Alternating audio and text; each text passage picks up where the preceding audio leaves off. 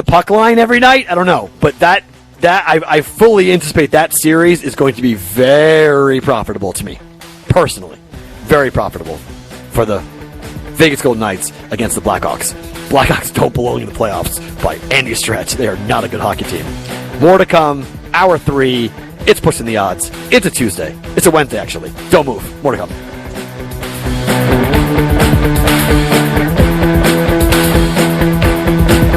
This is Pirate Radio, WGHB Farmville, 1250 and 92.7 FM Greenville, WDLX Washington, 930 and 104.1 FM Washington.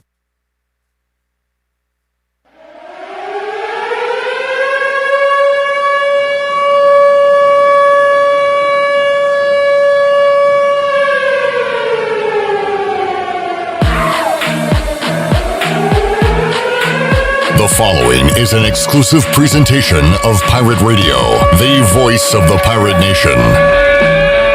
Welcome to Pirate Radio Live. You can paint this with purple.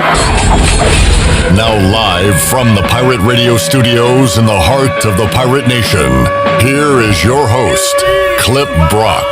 Hello, everyone, and welcome in to Pirate Radio Live. Clip Rock here with you inside the Pirate Radio studios and coming to you on Pirate Radio 92.7 FM in Greenville, 104.1 in Washington. We are live online, pr927fm.com, and you can watch us on Facebook Live and YouTube Live on today's program. Coming up in about an hour from now, we'll check in with Brian North, WCTI 12, and we'll talk about the high school athletic news that broke today regarding North Carolina high school athletics. They will not be playing football until 2021. We'll break down the schedule, and we'll let you know about all that here shortly, but we'll dive into it with Brian North later on in today's show. Also, got a lot of comments from Mike Houston from his Zoom yesterday following ECU football practice. The Pirates still hard at work preparing for a 2020 fall football season. We will hear what Mike Houston had to say coming up on today's program. Also, former ECU tight end Bryce Williams and one of his teammates, former ECU O-lineman JT Boyd, going to join us on the program in the 5 o'clock hour, and the voice Jeff Charles as well. So a lot to get to on a Wednesday edition of Pirate Radio Live. Got Shirley Rhodes, Glenn Griffin, and Chan Man hanging out in Studio B. Got Wager McGhee joining me here today to kick off today's show in the Pirate Radio studios. Hello, Wager. Hey, Chloe. How are you? I'm doing all right. Doing quite well, actually. My Las Vegas Golden Knights did well for me last night. I got I stole a couple unders yesterday, it felt like. So I had the under in the Flames game, 3-2 at the end of the second. Had the under in the first game. I did take the over. I had Vegas in the over. I did have the over, but so I had three faves, 3 unders yesterday. I switched and went over for the first game. I kind of thought there might not be as much intensity in that first game. I don't know if I was right on that or not, but I cashed, so I'm happy. I've enjoyed the playoff hockey up until about 15 minutes ago when the Hurricanes lost in double overtime to the Boston Bruins. I think about a minute 13 to be exact. Boston scores a goal, and they win game 1 of that best-of-7 series. Pretty quick turnaround. They'll play again tomorrow night, coming up at 8 o'clock. Of course, supposed to play last night, but the Blue Jackets Ning game went to 5 overtimes. I did have the Lightning, so I was happy with the result, but I mean, we're jumping in the NHL. I mean, how do you think Blue Jackets bounce back from that? You know, that's the age-old question. The Ning, I think. How do the Blue Jackets bounce back? As we know, because I picked the Ning to win the Cup last year, and they lost in the first round. If they lost that game last night after getting bounced as the 1 seed in the first round last year and come back in game 1 this year, they lose in 5 overtime, Ning would have been done. Yeah, I mean, it's a great radio, TV, talking head point. You know, how do they emotionally respond from that? I mean, maybe there's something to it, but I don't know. Both teams went through it. One team very deflated, that team being Columbus. And since they're, I don't know, is there even such thing as a heavy underdog in hockey? I mean, that, you know, we see these upsets happen all the time. Yeah, there's not really. I looked at the odds today. I took a little bit of the Islanders. I'm thinking about taking the Yotes in the next game. I mean, there's the Coyotes for those scoring at home. Yeah. I mean, I guess the designated home team still gets the last line change right before they drop the pucks. But I didn't know that was the thing until our resident Canes fan, intern Brooks, told me about it going into the Rangers talked about series. that last year. I don't pay attention to a lot of stuff you say. I got to be honest, because you say a lot. So I'm more about quality than quantity. I pick up on the key things you say. Some of those ancillary items, like I'm just line changes, ripping these notes up now. So, yeah, right. that's part of home ice advantage. Okay, now I know. I mean, because there's no fans now, and it doesn't matter if you wear a white or red jersey or whatever it is. Oh, really? I think that's huge. Well, if you're Red Wings, it Look good, feel good, play good. Deion Sanders, right? Yeah, that's it. All right, I tell you what, we kind of dove into it. We will get out of the water for a moment, dry off, have a snack, and then dive back in 30 minutes later because we can't get right back in after you eat, right? That's true. Is that a myth or a... Let's bring Shirley Rhodes in. She knows things like this. So, Shirley, you're at the pool, and you have a snack. What do you got, like some... what's a good pool snack? I guess some, like, carrot sticks or something? What pool are you hanging out? PB&J sandwich. Hot dog. Hot dog? I'm thinking like as a child when I was first told about this this don't get in the pool. Or you could go ocean, I guess. You have your sandwich at the beach in the cooler. You could do PB&J or like a bologna and cheese sandwich. Oh, bologna and cheese. That sounds southern. But is it a myth or a real thing that you can't get back in the water after you've eaten? Which side are you on? Real thing or myth? That's a good question. Wow, she doesn't. I stumped Well, her. the reason why is because, of course, growing up, I was told you had to wait 20 minutes. Yes. And because you would begin to cramp. Right. And Yes. that would be the reason why you would want to stay out. I never had that problem, but I had to wait 20 minutes. I know. I always waited. I think it's myth. I think that gave you enough. Wow. That gave you enough time for your parents to clean up after they fed you. Yeah. And to not have to worry about watching you in the pool for another 20 to 30 minutes. Yeah, I'm going to let my food, I think it was for the parents' food to settle. So if you just stay out, you stay right here. I don't have to worry about drowning. Yeah. If you just stay here for about 20 or 30 minutes, let my food settle, and then you can jump back in. And maybe... According to Troy Dreyfus on Facebook Live, he says, it's real. Kids need to wait after eating. Okay. What is the scientific purpose behind that? Wager's going myth. Shirley's going I don't know. I'm kind of on the fence, leaning towards myth. I think it's myth. It was all apparent. It's an apparent lie. And maybe in the next 30 minutes it'll lightning and rain, so we have to leave so I can get back to my wine and Young and the Restless. Wow. Yeah. Either that or to take a quick little cat nap in that 20 minutes you gotta not watch. I think your it's kids. a hoax. Oh, having said that, I still make my daughter wait now. You know what? I had to do it. So do you. You got to let that food settle. You got to digest it. It's because you said so. As a matter of fact, we're going 24-hour policy. If you eat at this pool, we're not coming. You can't get back in until tomorrow. You know what? I might have to say, with some kids, there may be some science to it. And the reason why I say that is my godson, Jason, if he eats in a rather large snack, because he is a total pool kid. I mean, he's going to swim as long as you let him. If he eats something before he goes into the pool, we have to wait because he actually will physically get sick. Okay. So case basis. Yeah, it could be a case by case basis. If any doctors are tuned in, please let us know. News of the day. So as far as I know, there hasn't been a lot of college football news today outside of yesterday. I did the good news, bad news thing. Good news, Big 12 is schedule put out, right? We'll talk about that in a moment. They released schedule this morning. Yes. I think they said yes, but then they're still having a press conference this afternoon for something. But they released their 9-game conference schedule this morning. Yesterday, while we were on the air, the Big 10 and the Pac-12 dropped. Today, we will get to breaking news if there is any regarding college football. There is some high school news, and that is that the schedule, the calendar has changed from the North Carolina High School Athletics Association, and there will not be high school football until February 26th. That, according to the calendar, would be the first competition date, with practices beginning on February 8th. The final contest date set for the 9th of April, which, by the way, if you're wondering about baseball, practice will begin on April 12th with the first competition date on April 26th. The final contest date, June 11th. How does basketball roll into football? According to this, there would be some practice in 2020, December 7th. The first practice date, with the first competition date being January 4th, and the final contest date being February 19th. That is a short season for high school basketball.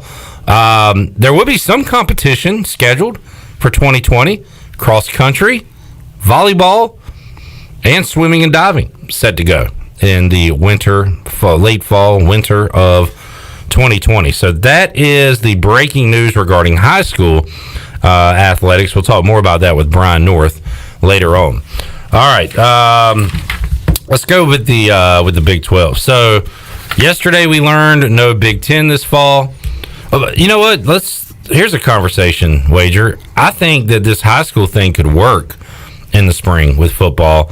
I don't think it can for college football for numerous reasons. My main one, when you end it, when does the next season begin, and how long is that layoff, if there is a layoff? When is spring football? I just don't see it working for college. I could for high schools. Yeah, I think you get off schedule. Does it take a year? Does it take 2 years to get back on schedule? So I was just talking to Troy. Recruiting, SEC, Big 12, ACC playing in the fall. They're done. They're recruiting. And Big 10 and Pac-12 coaches are working day to day in film room and on the field and preparing for games. It's just not the same. So they're at a competitive disadvantage. I just thought if they're not going to change their mind and come back and play in the fall, and the other ones play in the fall, I think they just bang the entire year. I do too. I don't see it happening. And they just play fall 21. I wonder if it's almost like okay, people are going to freak out, but we can't just say we'll see you next year. Let's at least give them something to be hopeful for. I just don't see it happening in the spring. Another consequence of this high school football calendar is, how about your recruits that, and we see this at ECU, 4 or 5, a handful of guys that graduate early and enroll early and go ahead and get a head start and are there for spring football for college. I mean, it's not going to be widespread, but a lot of your good players might not be there for your high school football season in 2021. Yeah, and I mean, our kids who already have a scholarship offer, it's just like, it's like, take it down a level from the college guys that are getting ready to go to the NFL. Yeah. I mean, if I've already got a scholarship offer heading into the senior year, I don't play in the spring if I'm a high school kid. And again, if I don't get mad at people that do or don't. It's their own individual decision. Some guys want to play with their buddies one final time. They do. So, I mean, there's that. I also understand I've got a spring game coming up in a few months, that I want to be a part of, or I'm going to be in fall camp a little while from now. What do I want to play this football season? And they take my scholarship away if something happens. So everybody's an individual. Everybody has their own motives and wants and needs. So I could definitely see it happening, though.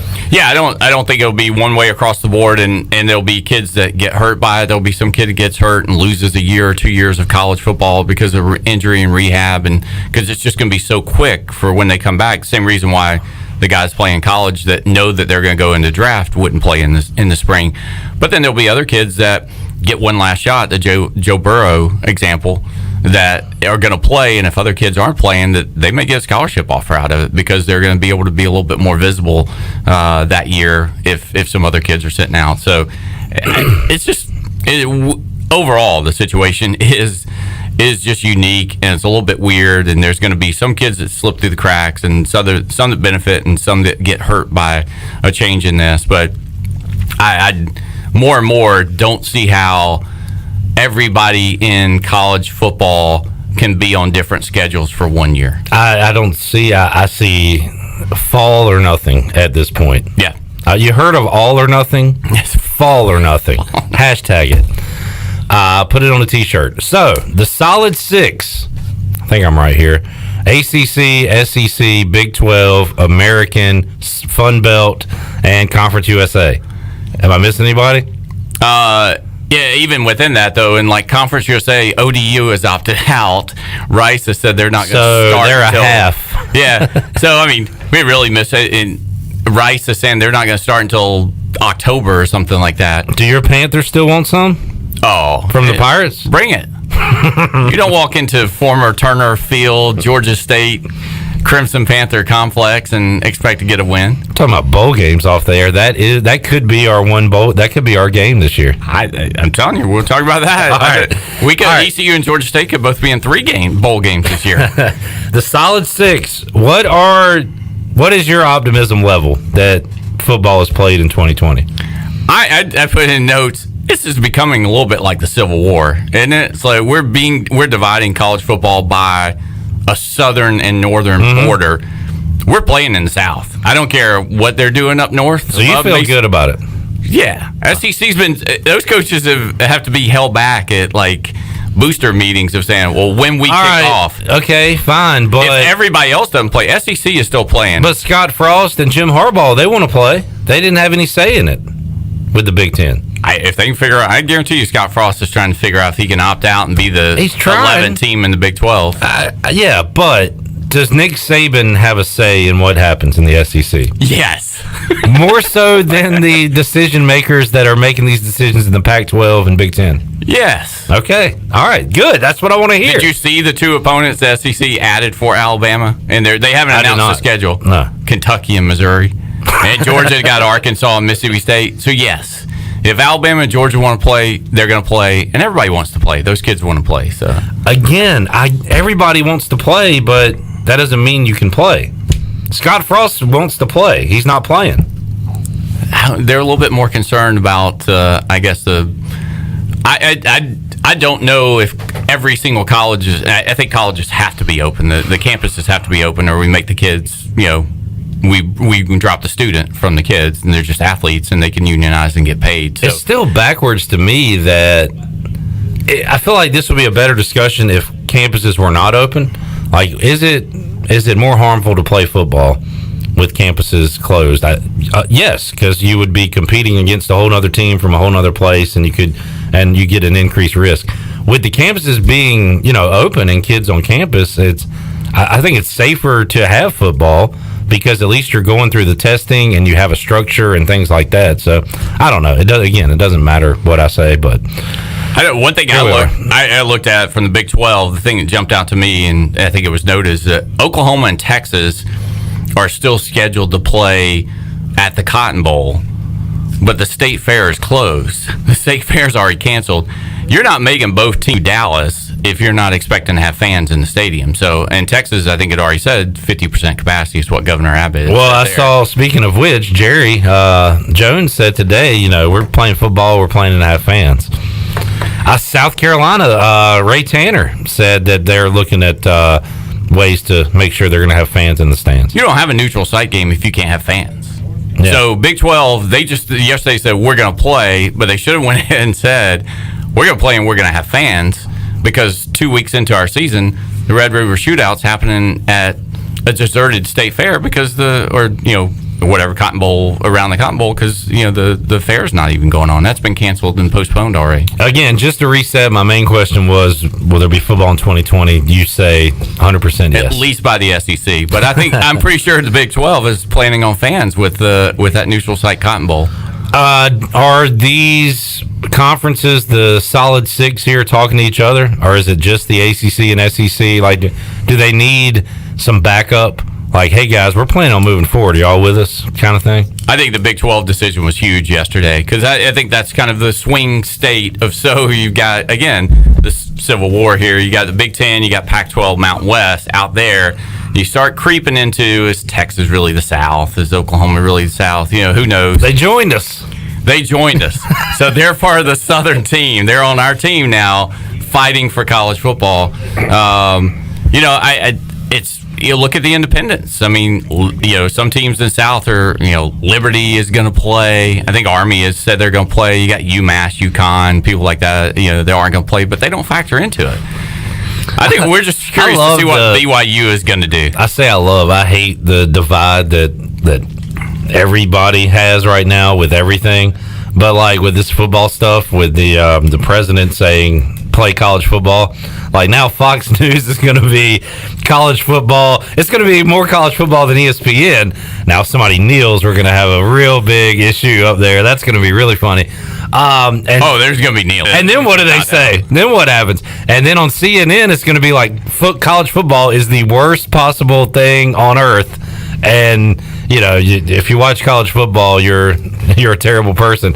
Everything is so divided. I'm sure that's going to happen, right? I mean, it's going to be inevitable. Political. It's the conferences playing don't care about the kids, don't care about health. They probably don't wear masks, that sort of thing. And then the smart kids in the Northeast, they care more about their health and long term and bigger picture. And we don't need sports. And what we talked about, a lot of times, there's so many people that are employed by even college athletics, tons and tons of jobs. So we're trying to get things, not to try to get political, we're trying to get things going back and the economy back. That's we're in a huge industry. We talk there was this pirate radio. I mean, we need ECU football here, Yeah.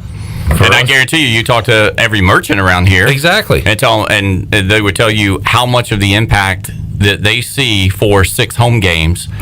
So it's significant. So it sounds like Columbus, Ohio, without 7 home games, there's going to be businesses that are just trying to get going, and they've been hotels, restaurants, everything. They've been thinking, well, at least we're going to get that huge bounce back in fall that now may go out of business just because college football isn't going to play. So it's a significant impact.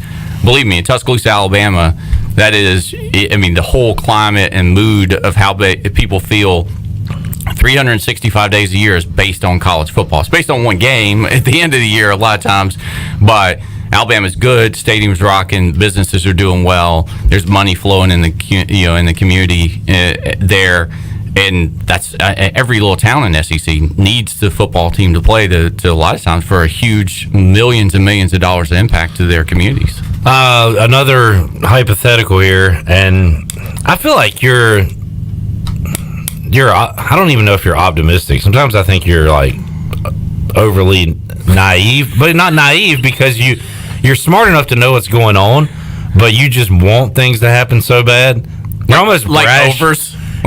Yes, yeah, you're always Mr. Over, and you're kind of brash and cocky with your feelings on things. Is there a chance? And we learned yesterday, Shirley went down the history books and found that Iowa played some rogue games in 1930 because they were booted from the Big Ten for a year or something. It was a weird story. But anyway. Well, that's what I was thinking about with the bowl games. Is the Rose Bowl really going to stick to the Pac-12 Big Ten and refuse to accept any other teams? And I thought, no, this is a bowl game that played on the East Coast one time because they were afraid of getting bombed during the middle of the war. Duke can host it again. Yeah, Duke hosted the Rose Bowl. So I think they're going to be okay taking Alabama versus, Clemson, if that's what. I don't even know if they're part of the college football playoff thing. I haven't gotten that far yet. But my question is not John Gilbert said that nobody is going to join a conference for this year. But is there a chance that Nebraska, Notre Dame? They're come on. They play basketball in the ACC. Yeah, but football has been, so that's already happened. So we can go They have a partnership. He's saying that a team in the Big 12 isn't going to join a team in the SEC, or a team in the Big 10 wouldn't join a SEC conference for a year. I don't. You trying to say you know more than John Gilbert right now, no, Wager? I don't, but I'm just saying that Notre Dame's already joined the conference, and they said they weren't going to join a conference. I don't. Would I love to? Can I ask my question? I didn't even ask my question. You did. What was my question? Are we going to see somebody from the Big Ten join the SEC? No. Okay, go ahead then. Will a Nebraska or a Michigan not join a conference, but just play loose games? Just make a match up with a team that needs a game. It's not conference affiliated. It's just a football game on a Saturday in the fall. I think is that possible? If you've canceled sports as a conference, can you do? Or it goes back to that question. I don't know if organized, structured for liability reasons, then events can take place. So could Josh Fields get a 7-on-7 intramural game going against Michigan? Okay. Yeah. I mean, they could do all that stuff if they could organize it, but not a sanctioned event if the conference has already said no. Well, I watch wrestling, growing up. They have a lot of unsanctioned fights, Wager. And they look just like the normal wrestling matches to me. So we'll do an unsanctioned football game. All right, enough hypotheticals. We'll take a timeout, come back. We'll talk about what is going on now. You already jotted some notes down for the new Big 12 schedule? I'm sorry. I did, yeah. If you want to talk about it. We can just jump. We're a golf and NASCAR show here, aren't we? Pretty much. I forgot to take Harvick last week on both days, of all things. But you did get Morikawa. Got Morikawa. I got him in late. You got him at the beginning, though, right? I did, and then before done. Sunday, too. Well done. All right, we'll talk golf, NASCAR, NBA bubble, maybe a little hockey, college football, more to go after this.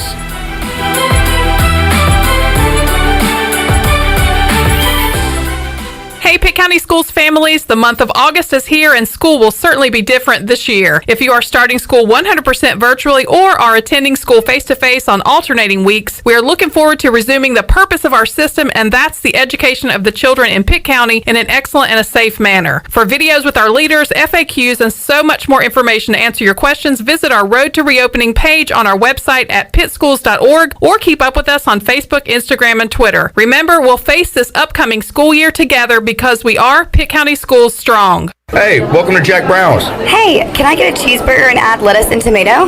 No, we don't have it. You can get some macaroni and barbecue chips on it, though. Greg Brady style. Or cream cheese and jalapeno jelly. Cobra Kai. Or bacon, a fried egg, and some cheese. Chiplet.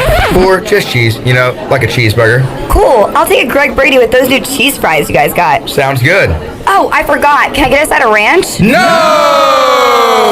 Jack Brown's, 805 Dickinson Avenue, Greenville. Are your workouts more fun than this?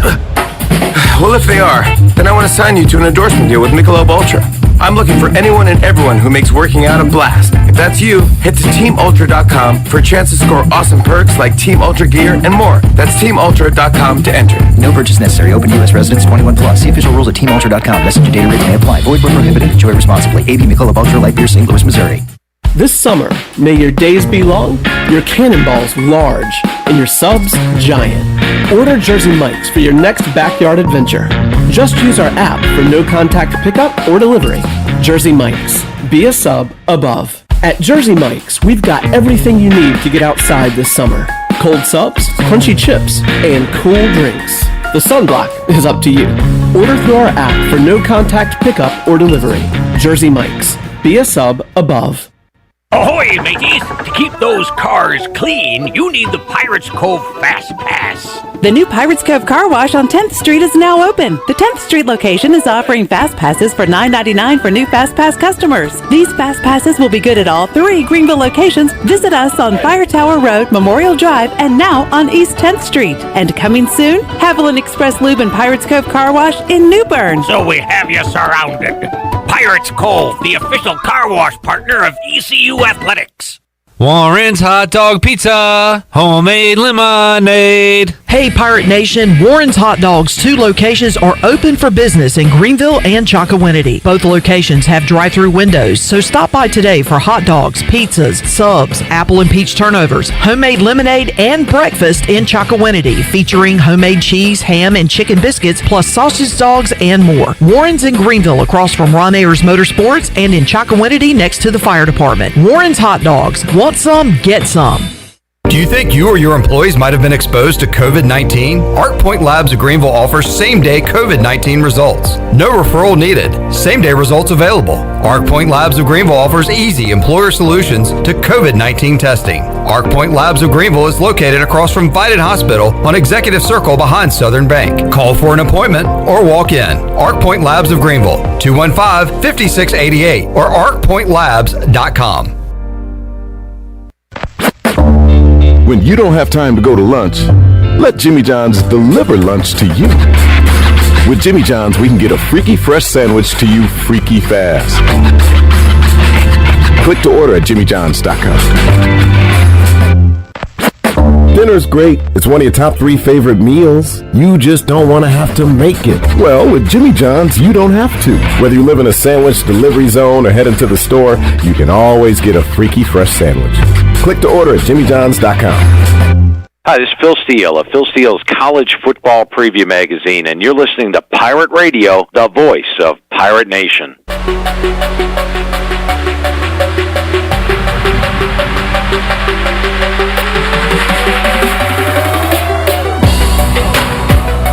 You're listening to Hour 1 of Pirate Radio Live. Now, back to the show.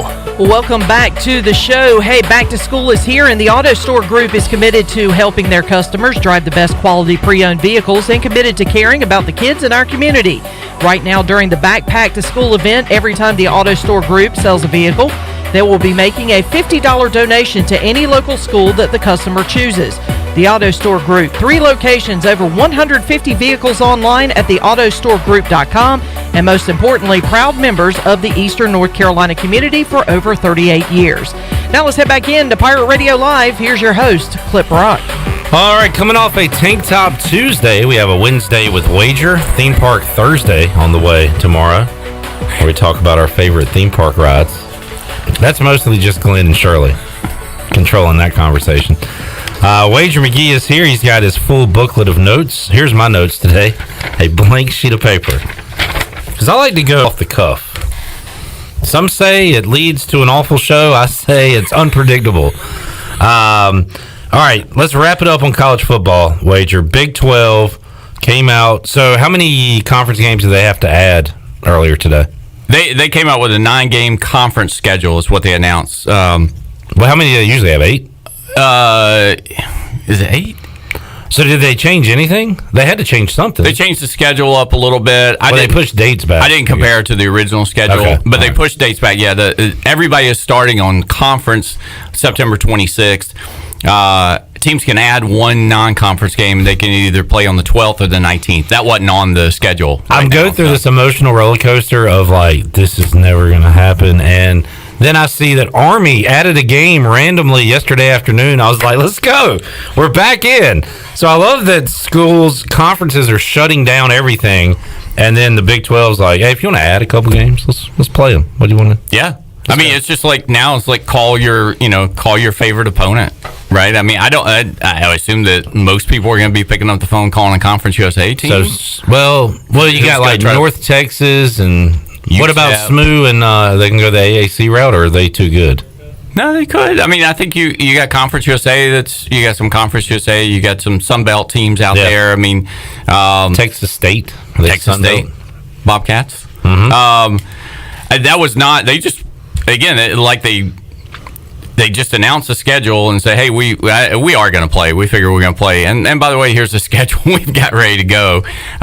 It's got everybody except for our non-conference game, and everybody can add one that's going to be on the 12th or the 19th. So, okay.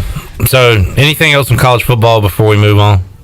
No, I think... What was your bowl thing where there's how many teams left playing and how many bowls are there? Well, there's 41 bowls, which means you need 82 teams. I think there's only 77 teams scheduled to play. So are we allowing 1 and 9 Kansas to be in there? If not, then I'm pretty excited about it because, App State could play in like 3 bowl games or something. So why would you not? Do a series. Look, I love brackets. We missed out on the tournament this year. Make it so if you win, you go on to the next bowl game. Well, that's what I said. You could take all the lesser bowls that people don't really care about and create almost an NIT champion, right? The ones we love. Oh yeah. I got a feeling the only one, although I'm sure the guy that runs this one has a really good gig and makes tons of money. The Popeyes Bahama Bowl. I'm a little bit scared of if that one's going to be able to take place this year. Why? I'm thinking there's not a lot of people there, right? So, but you're going to let a whole bunch of kids get on them. I mean, I hope if we're not playing bowl games, we've got bigger problems probably by December. But I don't know. Are you letting kids? Why are you putting those Oh no! Know your bowl?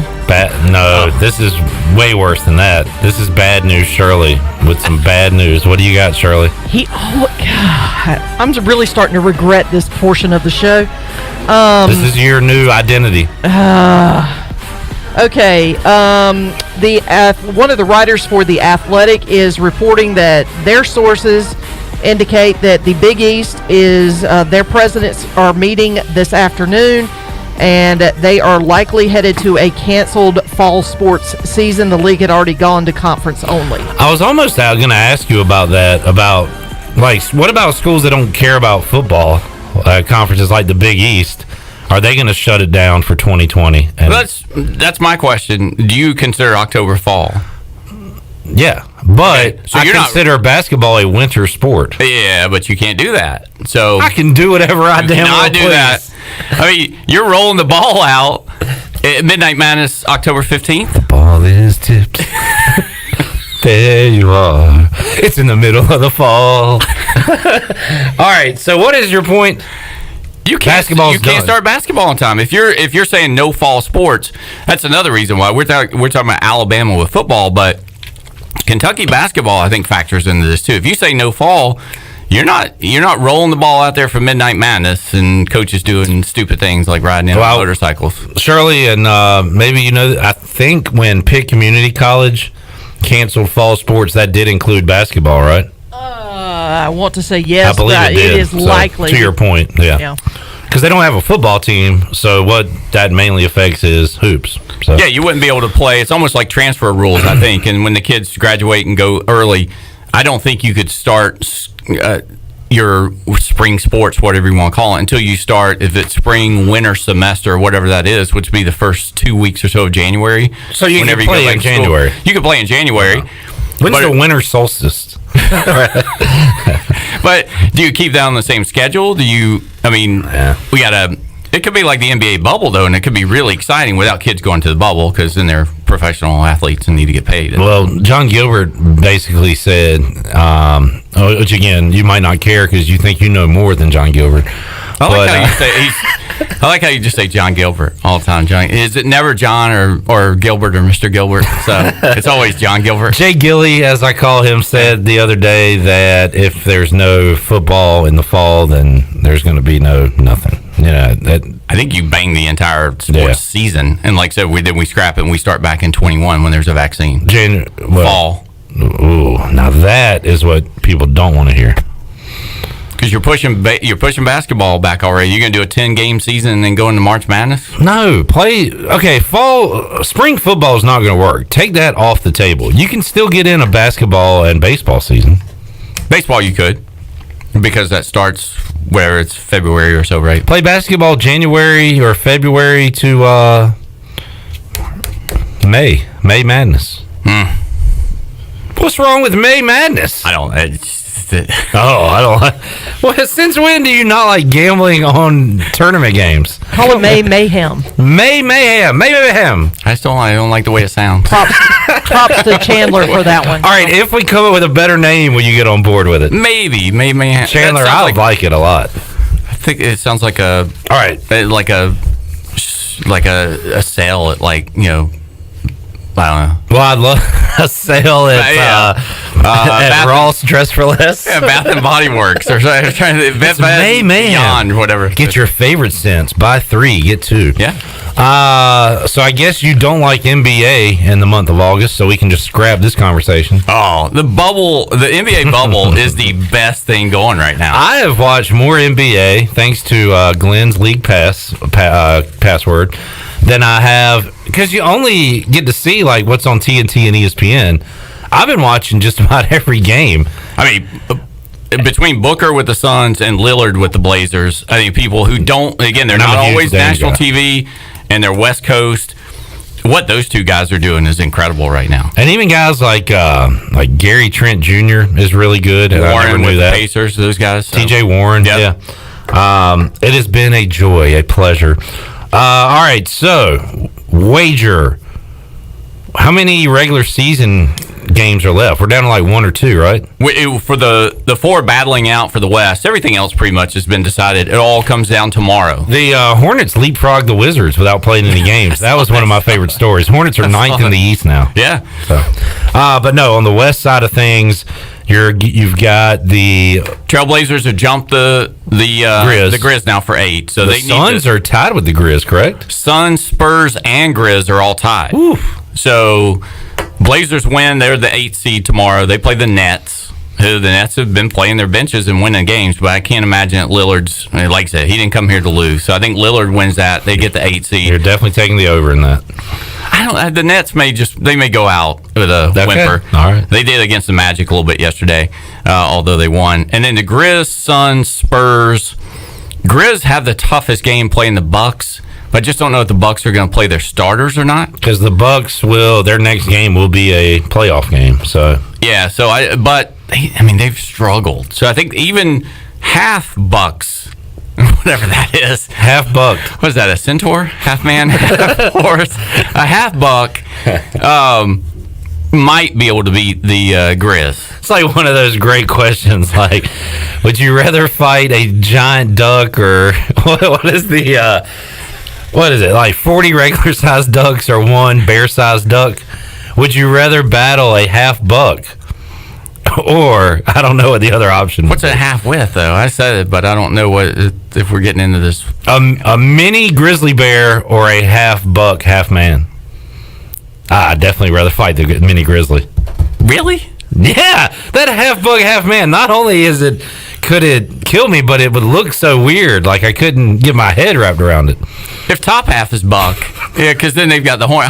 Top half man, I'm going with that one over the grizzly. Oh yeah, because he wouldn't have arms, would he? You could just punch him in the face. You just couldn't outrun him if you wanted to try to run. Outrun a buck? Correct. You couldn't outrun him. Oh, but if it was buck head and man isn't going to be able to run very far with that buck head. So is it a two-legged? Yeah, if the back half with is just the man. a buck head. I was thinking of like a whole buck. I don't know, man. We'll figure this out later. You're thinking about the Hercules guy, centaur, whatever he was, the half, whatever that's called. Somebody Google it. Shirley, yeah. Buck, he'd be a little top heavy, wouldn't he? That's what I was saying. I would fight that. Although the visual of Clip punting a grizzly little bear. teeny tiny grizzly bear. I'd like to see And that. it's like, rawr, I'm and not I'm an like, advocate ow. for animal cruelty, but I do want to see that. It would be more of a field goal kick, I think, than a punt. Because I don't want to pick it up. It could claw me or whatever, bite me. But just kind of put it on a tee about 35 yards out, bang it through, do a little Martin Grammatica celebration. All right. Did we accomplish anything there? No, the game's tomorrow, so I think the Grizz still control their destiny, so they need to lose to get the Suns in. We want it to be Suns Blazers. We want it to be Suns Blazers, and if it is, for people who don't know, it's a 2-game best of 2. Talking about half man, half buck. So how do you win a best of 2? It's set up where the 8th seed, if they win, they just have to win one game. So if the Blazers win tomorrow, they just got to beat the Suns, hopefully in one of 2. The 9th seed's going to have to win both of them. Yeah, I wanted to get to that. So for you folks not paying attention, that's a little awkward, but again, the 8th seed only has to win 1. The 9th seed has to win 2. Playoffs begin Monday? Yeah, because that play-in game is Saturday and Sunday. Game 1 Saturday, Game 2 if they need it on Sunday to determine the final seeding. What if they need a game? Oh, yeah, No, there won't it's be a best of game. 2. I know. Okay, you got me there. So Monday. All right. We'll dive into more playoffs next Wednesday if you decide to return. I'm still on the Raptors side, so I like the Raptors to win it all. We talked about that last week. I think somebody here was talking about how the Celtics were a bad pick that night, but remember, Celtics rolled that night. That was like Glenn. 143. Glenn left to put Chandler in charge because he didn't want you to talk about his NBA selection, right. the birthday boy. Yeah. The Raptors do not have a superstar, but they have a ton of good players. I mean, they are an embarrassment of riches on their bench. The Heat are a little bit like that, too. I think he was talking about the Heat last week, and I agree on that. Since then, there was a game where 7 guys took double-digit shots. I mean, they've got Butler, so they've got somebody. I think it comes to the issue always, because the Hawks were 1 seed a few years back, remember that? And they were as balanced as they could come, but they didn't have a go-to guy. Who's that, like Johnson and Horford and them? Yeah. But they didn't have it. So clutch time, it was like, oh, you don't even know who to guard. Yeah, but there's nobody that steps up and takes shots. You got to have a Lillard or a Booker or a LeBron. They or got Tyler Hero. Hero. That's the Heat. That's who I thought we were talking about. Well, I think we were jumping around. Raptors. You were Raptors. Yeah, I like Tyler. I like watching the Heat. I hate their organization. They've knocked the Hornets out of the playoffs a few times, and I didn't like the Heatles. So I like this incarnation of Miami Heat, though, especially when they wear their Vice City uniforms. I do too. I think they could give the Bucks a lot of trouble in the semis there, and then hopefully again it gets to the Raptors being there in the finals for them. We have one more break this hour, right? Let's take it now. We'll come back. We'll get Wager's golf pick. We'll get, because they are playing in North Carolina. They are. Wyndham, Sedgefield. Right. Greensboro. We will get Wager's NASCAR pick for the road course. That's interesting. Coming up. What do your numbers say for the road course? And anything else we missed on? Back after this.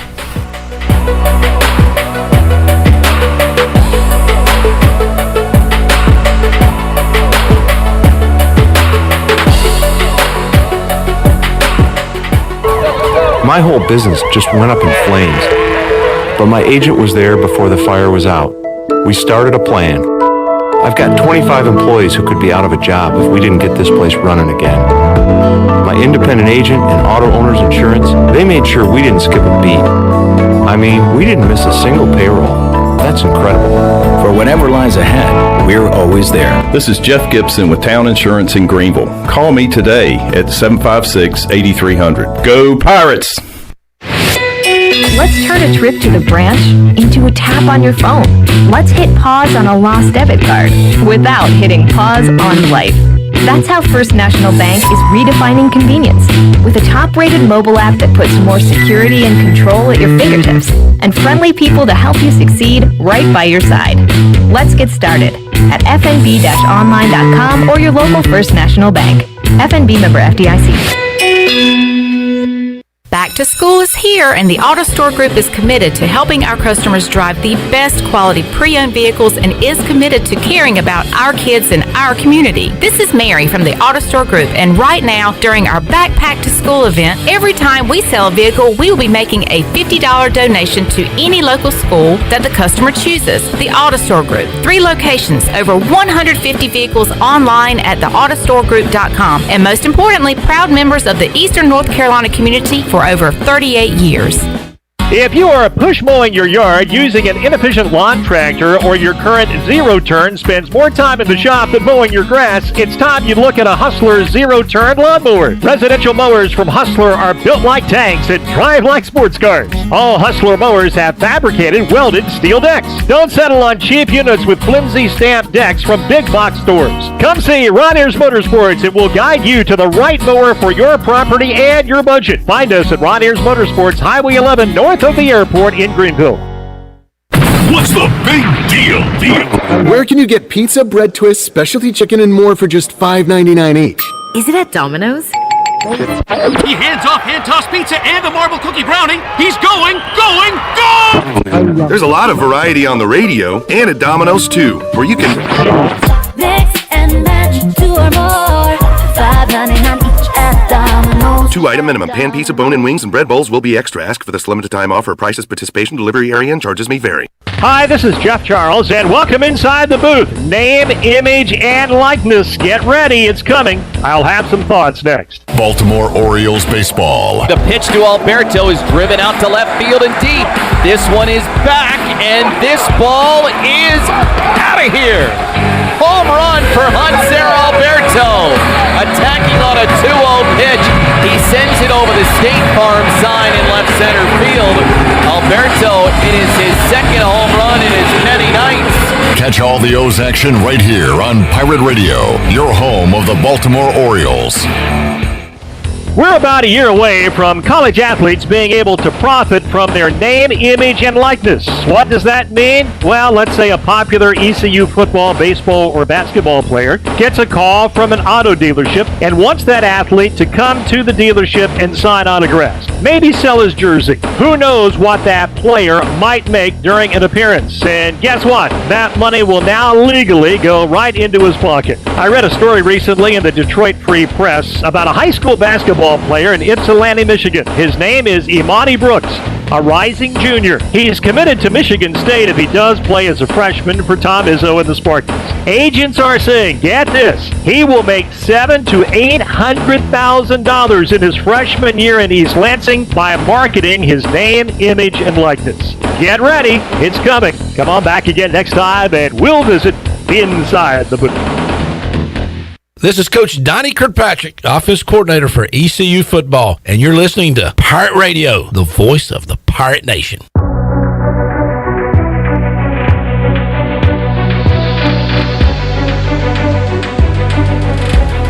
You're listening to Hour 1 of Pirate Radio Live. Now, back to the show. Well, welcome back. Live well, move more, and hurt less with Kinetic Physical Therapy. If you're recovering from an injury, getting back into sports, dealing with everyday pain or fatigue, then Kinetic Physical Therapy can help you get back on track and live well. Kinetic has national certified therapists for physical, occupational, speech, and massage therapy, all in a state-of-the-art facility on Arlington Boulevard in Greenville.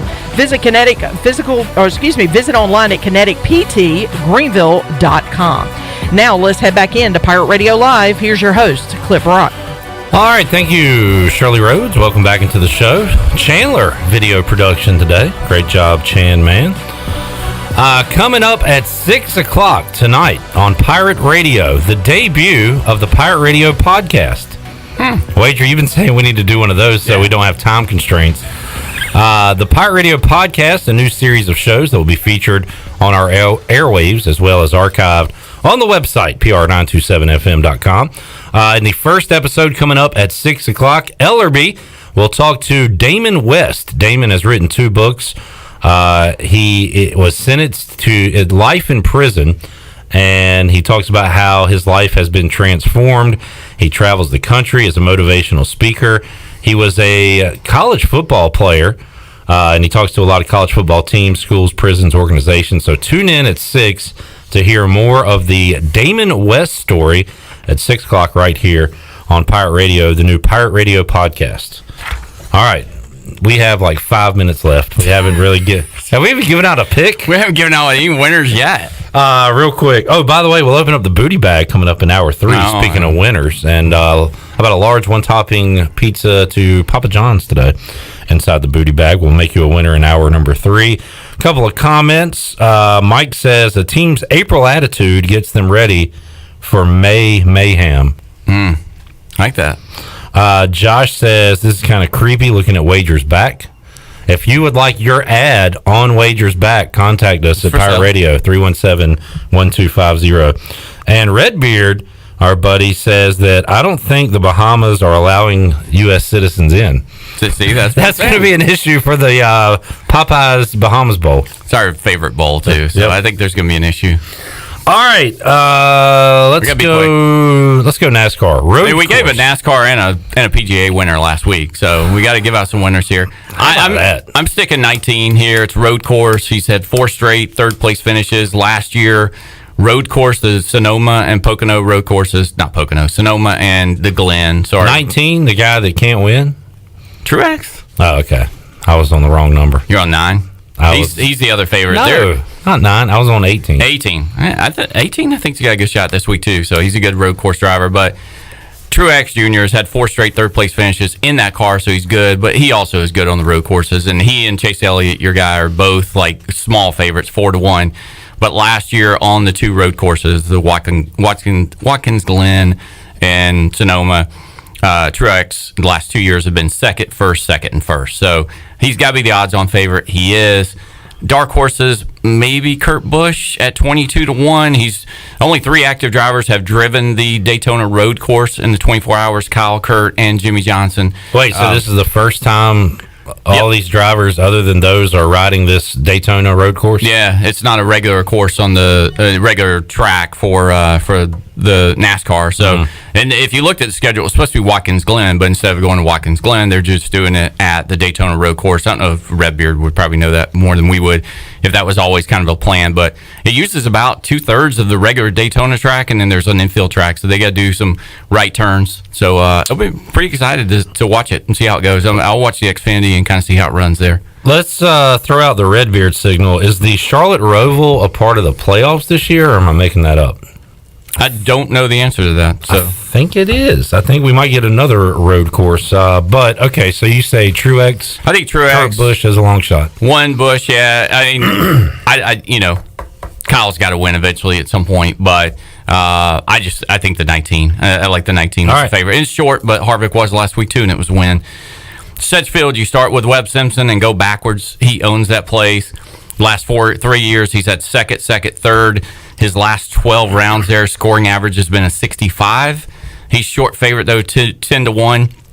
Good thing about this one, because it usually doesn't fall during this time. It's right before the playoffs, I think. So a lot of the bigger names kind of ignore this one, but Koepka's playing, Tommy Fleetwood, some other guys. I kind of like Patrick Reed. It's going to be about putting and scoring. Easy to say that. Most times it is. Webb is number 4 on tour in birdie average, which is the best of anybody that's playing this week. But I don't love Patrick Reed, but I like him this week. He's 16-1. He finished last week really good, a 69 and a 66, was tied 10th there. He is, where is he? He's number 1 on putts per round, obviously where you want to be, and number 7 on birdies per round. He won his first tournament there ever. 2013, I think, 12 or 13, and then he's played 3 times since then. Has been top 25 all 3 times. All right, you may have mentioned this. I think I saw Koepka's playing, right? Yeah, Koepka. Is DeChambeau playing? He's not. The low odds guy, Webb and Koepka are both 10-1. I think Fleetwood's about 12 or 14. Is Paul our guy playing? Morikawa? No, he's not. Okay. He's so not. You've mentioned the biggest names, probably. Casey and Justin Rose are playing, and they had really good Sundays, and then you get to Patrick Reed. Okay. I was hoping you would have to say Christian Biezadutz, or however you say his name. So, but I put him on there as a dark horse for you.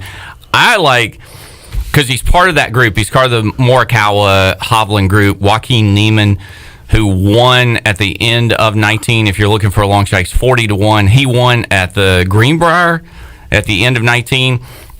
Was 21 under for that tournament. Finished that one off with 3 birdies. The JT Poston, who won this tournament last year, was 21 or 22 under. So if you're not at 20 under or more, unless there's bad weather, you can't win this. So it's not necessarily long hitters. It's about making putts and scoring. Joaquin has done that again in this year of where I think some of these younger kids are jumping up. He's 40-1.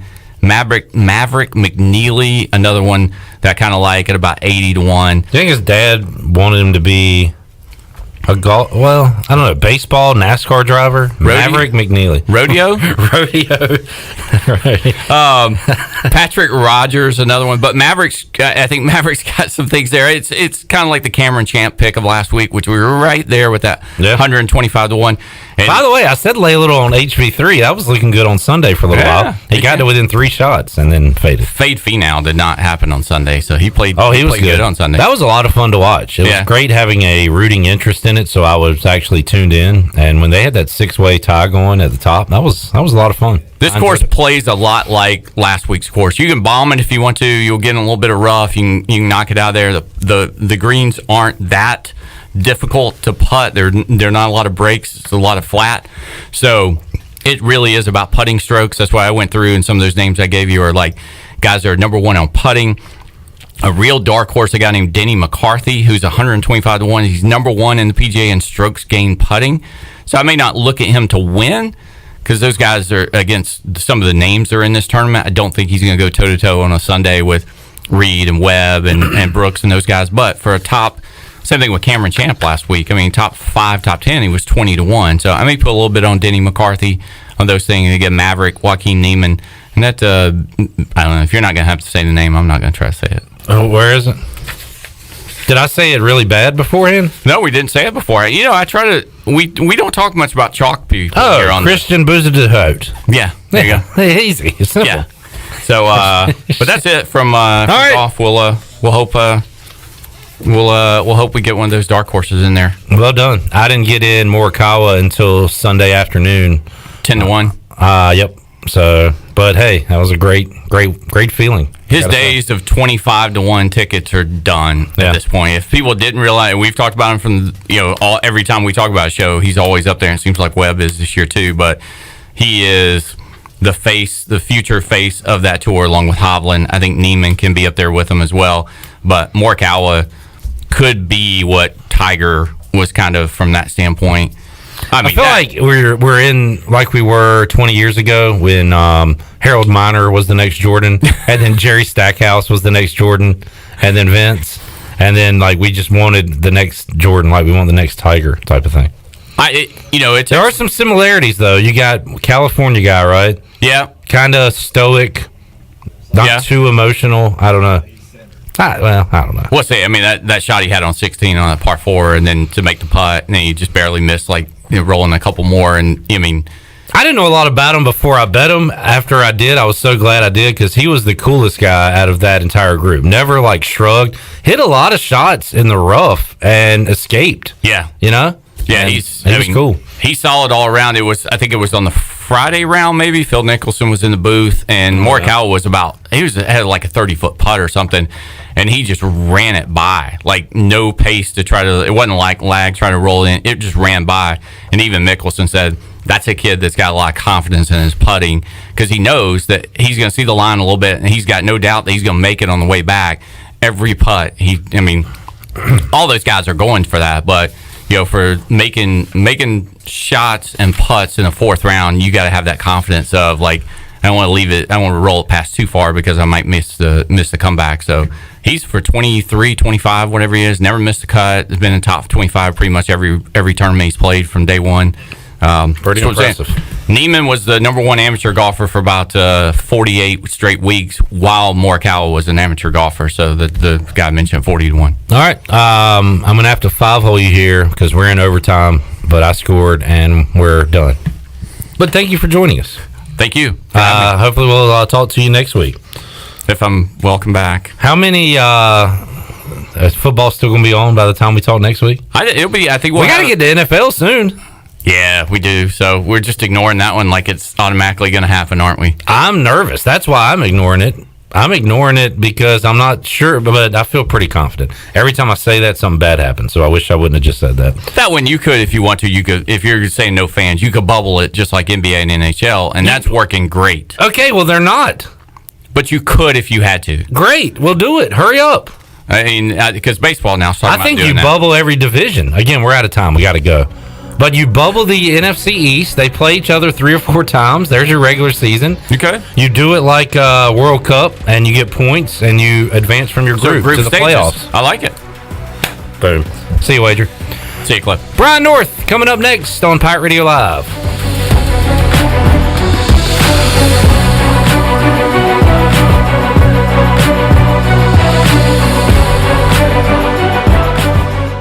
This is Stephen Igo, publisher of HoistTheColors.net. Recruiting is the lifeblood of any college sports program, and no one devotes more coverage to the future of ECU athletics than Hoist the Colors. Want to know who's going to be the next Holton Ahlers or Jaden Gardner? We've got all the inside scoop on the Pirates' most talented recruits and top targets 24/7. Sign up now and get your first month of coverage for a single $1. HoistTheColors.net, the most reliable reporting on ECU athletics.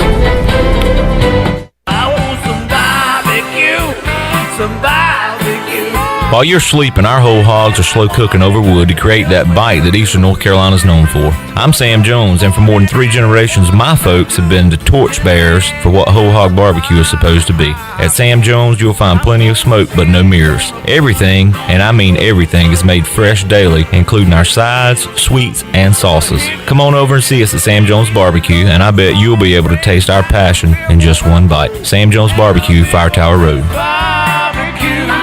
In studio with Mike Mullis from Fixed NC. And Mike, you guys have a disinfecting service for homes and businesses. Yes, we have a 2-step process that includes disinfecting and also provides 30 days of protection to all surfaces treated. We're doing this for 10 cents a square foot in businesses and $10 a room in your home. Mike, how can folks get in touch with you? Call me directly at my cell, 252-999-0001. Again, 3 9s, 3 zeros, and a 1. Or fixednc.com. Hey Pirate Nation, this is Tom Brown from Brown & Wood Buick GMC Truck. We've been serving the Pirate Nation in Eastern North Carolina for 83 years. We have 4 brands, 3 generations, 2 showrooms, and 1 goal: to make sure you leave a happy customer. This month at Brown & Wood is employee pricing on all Buicks and GMC SUVs, including Canyon, with the purchase and lease options. Remember, Brown & Wood is the home for the lifetime powertrain warranty for all makes and models. We're located on Greenville Boulevard next to the Convention Center, or shop us online at brownandwoodauto.com.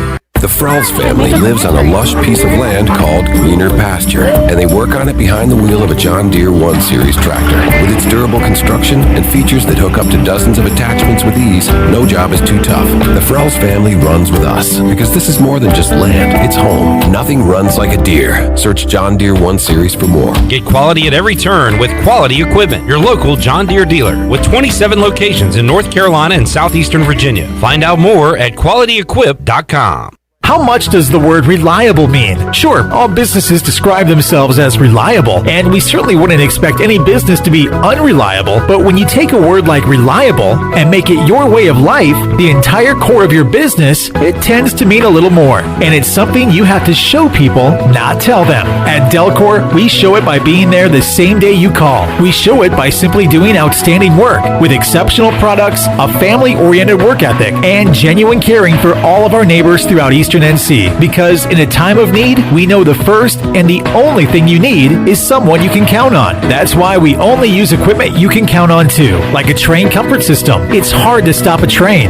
Delcor can have a new train comfort system installed in no time, or we can provide an AC tune-up to make sure your system is performing well. So will your system keep you cool all summer? Find out. Call us. We're Delcor, the service professionals. Reliable for over 4 decades. Visit DelcorInc.com today.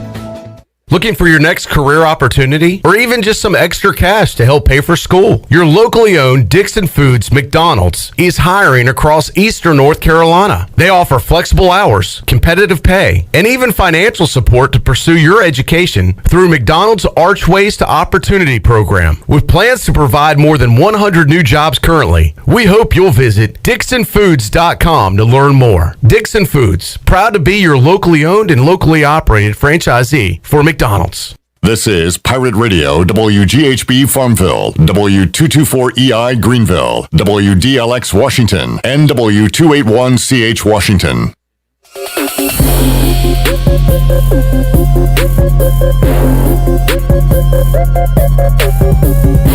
You're listening to Hour 2 of Pirate Radio Live. Now, back to the show. Welcome back to the show. If you've got damage from wood rot, fixed. Damage from smoke or fire, fixed. Damage caused by water, fixed. If you've got damage, use a contractor that works for you, not your insurance company. Visit fixednc.com today or call 999-0001. That's 3 9s, 3 zeros, and a 1. Fixed NC. Restore, renew, maintain. Now let's head back in to Pirate Radio Live. Here's your host, Clip Brown. All right, Shirley, and we swear by them. We have seen quite a bit of Mike Mullis and his crew at Fixed NC here in the Pirate Radio studios as of late. Some remodeling work and some repair work here in the studio. So fantastic work by the folks at Fixed NC. All right, welcome into hour number 2. Coming up in just a little bit, comments from Mike Houston. How's ECU looking on the field? What's Mike Houston saying about everything happening off the field regarding college football? You'll hear that coming up in just a little bit. Right now, we will go out to the Fixed NC Lifeline and visit with Brian North. WCTI 12 joins us today on the program. North, how you doing, man?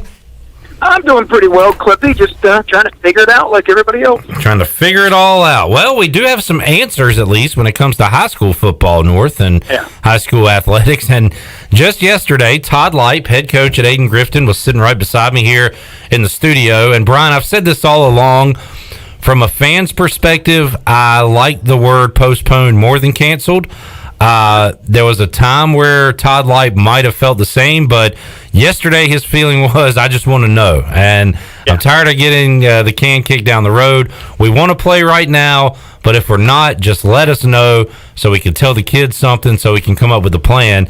And a plan is indeed in place now for high school football and high school athletics. High school football not beginning until 2021 with a February 8th first practice date, February 26th first competition date. And, of course, that means that other sports push back as well. Basketball, December 7th would be the first practice, with January 4th being the first competition date going into football. And then after football, baseball would begin on April 26th with the first game. So that is what they have, scheduled for now. Brian, your thoughts on the announcement that came out earlier today? Well, it all depends on if you're an optimist or a pessimist. I think if you're an optimist, you're happy you have a date. I think we had talked on this show for weeks now where we thought the NCHSAA would do what they always do, follow what everybody else is doing, and then try and put the football season in between basketball and baseball. We didn't know the exact format. Now we know it's going to be, a 7-game football season. Basketball is cut down to 14. Baseball will probably be about the same. All the other sports. So basically, every season is going to be half of what it was, is what it looks like. So, are you happy you get to play, or are you upset because it's cut in half? The other thing that we've been talking about on this show all summer long is kicking the can down the road. Is that the proper solution? So once again, we kick the can down the road, but now you really back yourself into a narrow space of, can we get this in? I found it funny, ironic, that the first practices they'll allow for basketball or any of those sports is November 3rd, which is election week, so you can get your conspiracy theories going there if you'd like. But if nothing is better, and then you have to back basketball up some more, you're not leaving yourself any margin for error, especially for those who play multiple sports. And I think more of smaller schools who really rely on athletes to play multiple sports in order to have those things. And so you don't want to keep the kids out of any opportunity, and this looks good on paper, but what happens when everything doesn't work out the way it's supposed to? Because the vaccine still, they're talking, isn't going to be ready until the end of this year, and then how do you distribute it to everybody, and how do you make everybody feel safe? So for me, I've always said all along, let's find a way to live now with it and make things happen. Let's find solutions. We've had all summer long to come up with solutions, and it seems like no one did. The only solution was, let's hope it goes away, and then we'll play, but that hasn't happened. So it kind of feels like they're kicking the can down the road and doing the same thing. It'll be gone by November, and then we'll all just cram in all these seasons, when I'm not sure if that's going to be actually happening. So what is your plan after that if it doesn't? We shall see. Brian North joining us. And Brian, even if it does go off without a hitch, and that being the schedule and the games and everything, you've got some other issues that pop up, including at ECU every year there's 5, 6, a handful of early enrollees that go ahead and come on to campus, and so they can be a part of spring football and all that. So that's not going to be a widespread issue for high school football, but there could be a case where a lot of the school's best players aren't even there if you're able to start a season. So there's that. So you got your enrollees, and it trickles into college as well. You've got the injury factor because people are going to get hurt. Does that then hurt them as they get ready to go into college? If people have already signed, do they skip their senior season? Right. I mean, you still have a lot of those factors going in because it'll be after National Signing Days. So kids that are already committed and maybe not want to get hurt, I mean, you may have a couple of those instances. So there's a lot of things that are still out there with all this that have to be figured out. So, like I said, I'm not a huge fan of pushing things down the road. I thought we had time to come up with solutions and then do a trial by error and figure it out as we go. But that's more my personality. I'd rather tackle something that's in front of me than try to avoid it and hope that obstacle just magically goes away. So, but that's the plan they have. And again, you're right. Coaches, now they know, and now they can start coming up with a game plan and hope it's something that will actually happen when those dates that the NCHSAA put up, those things can actually happen on those dates. This college football thing, Brian, and by the way, I do.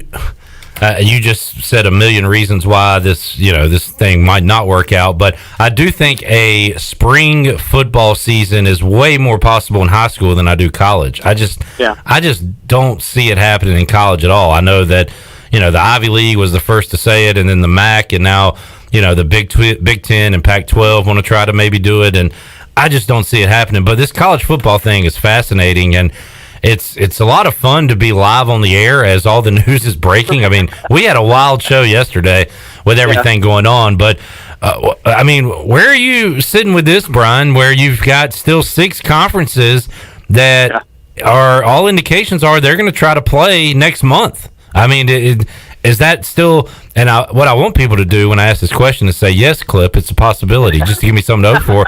But is it really possible that the American, and along with the SEC, ACC, Big 12, Conference USA, and Sun Belt actually play in the fall? Clip, what do I tell you? When you have questions in life, what do you always do to find answers? What do? You follow the money. There you go.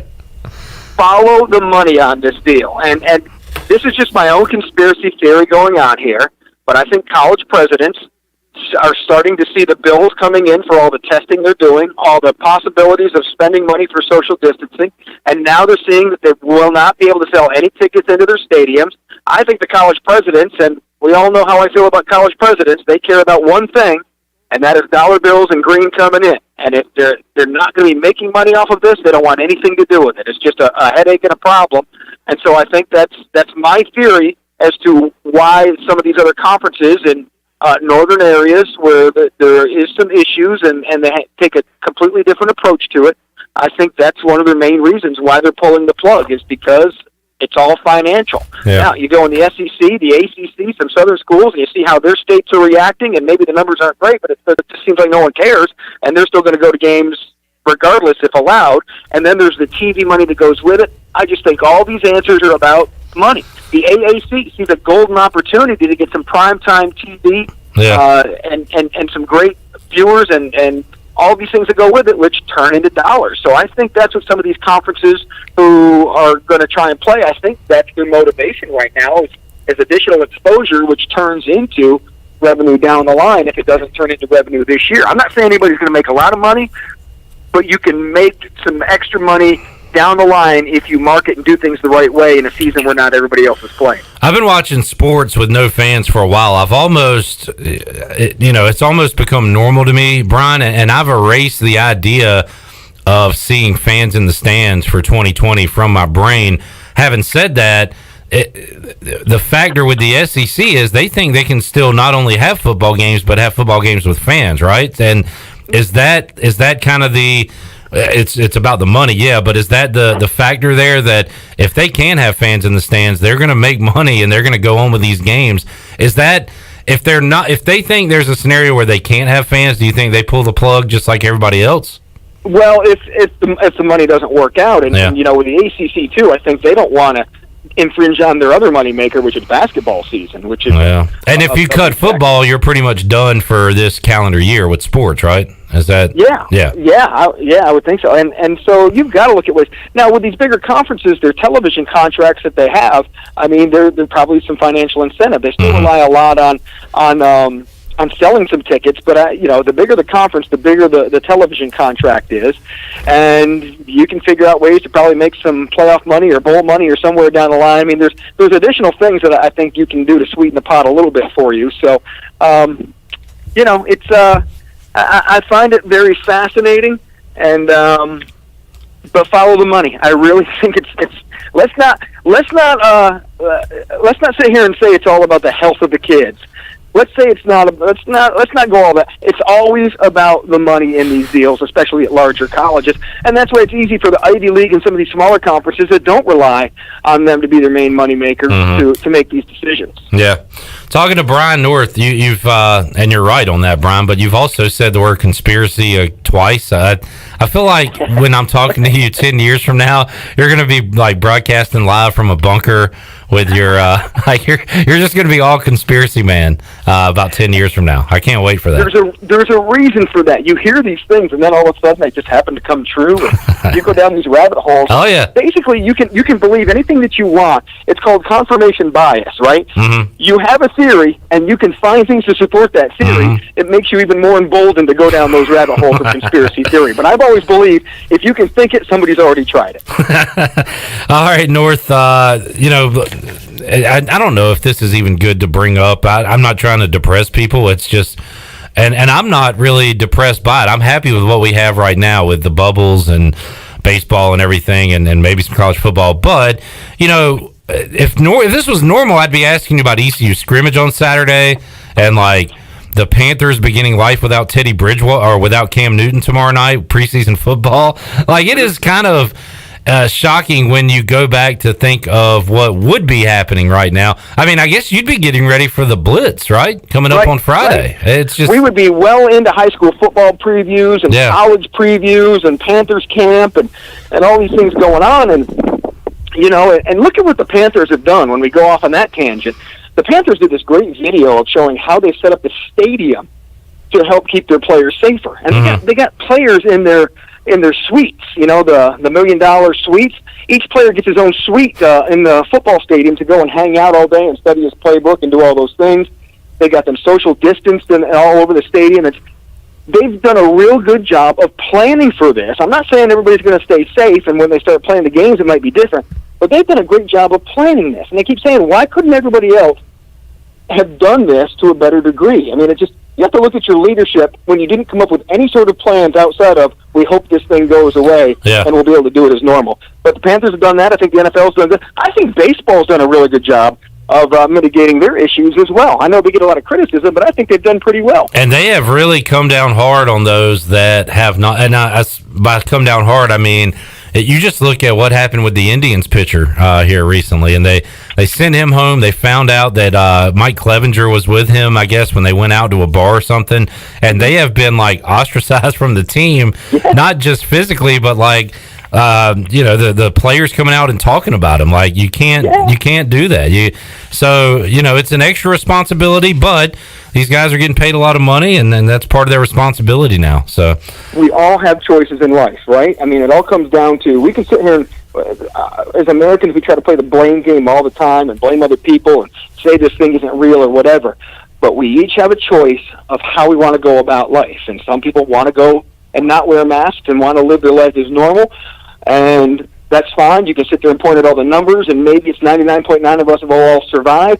But when your employer sets down rules, if the place you want to go eat sets down rules, if the place you want to go shop sets down rules, their mask, then you have to comply. It's just the way it is. And it's a great lesson for some of these guys that, sometimes it's a little bit bigger than you.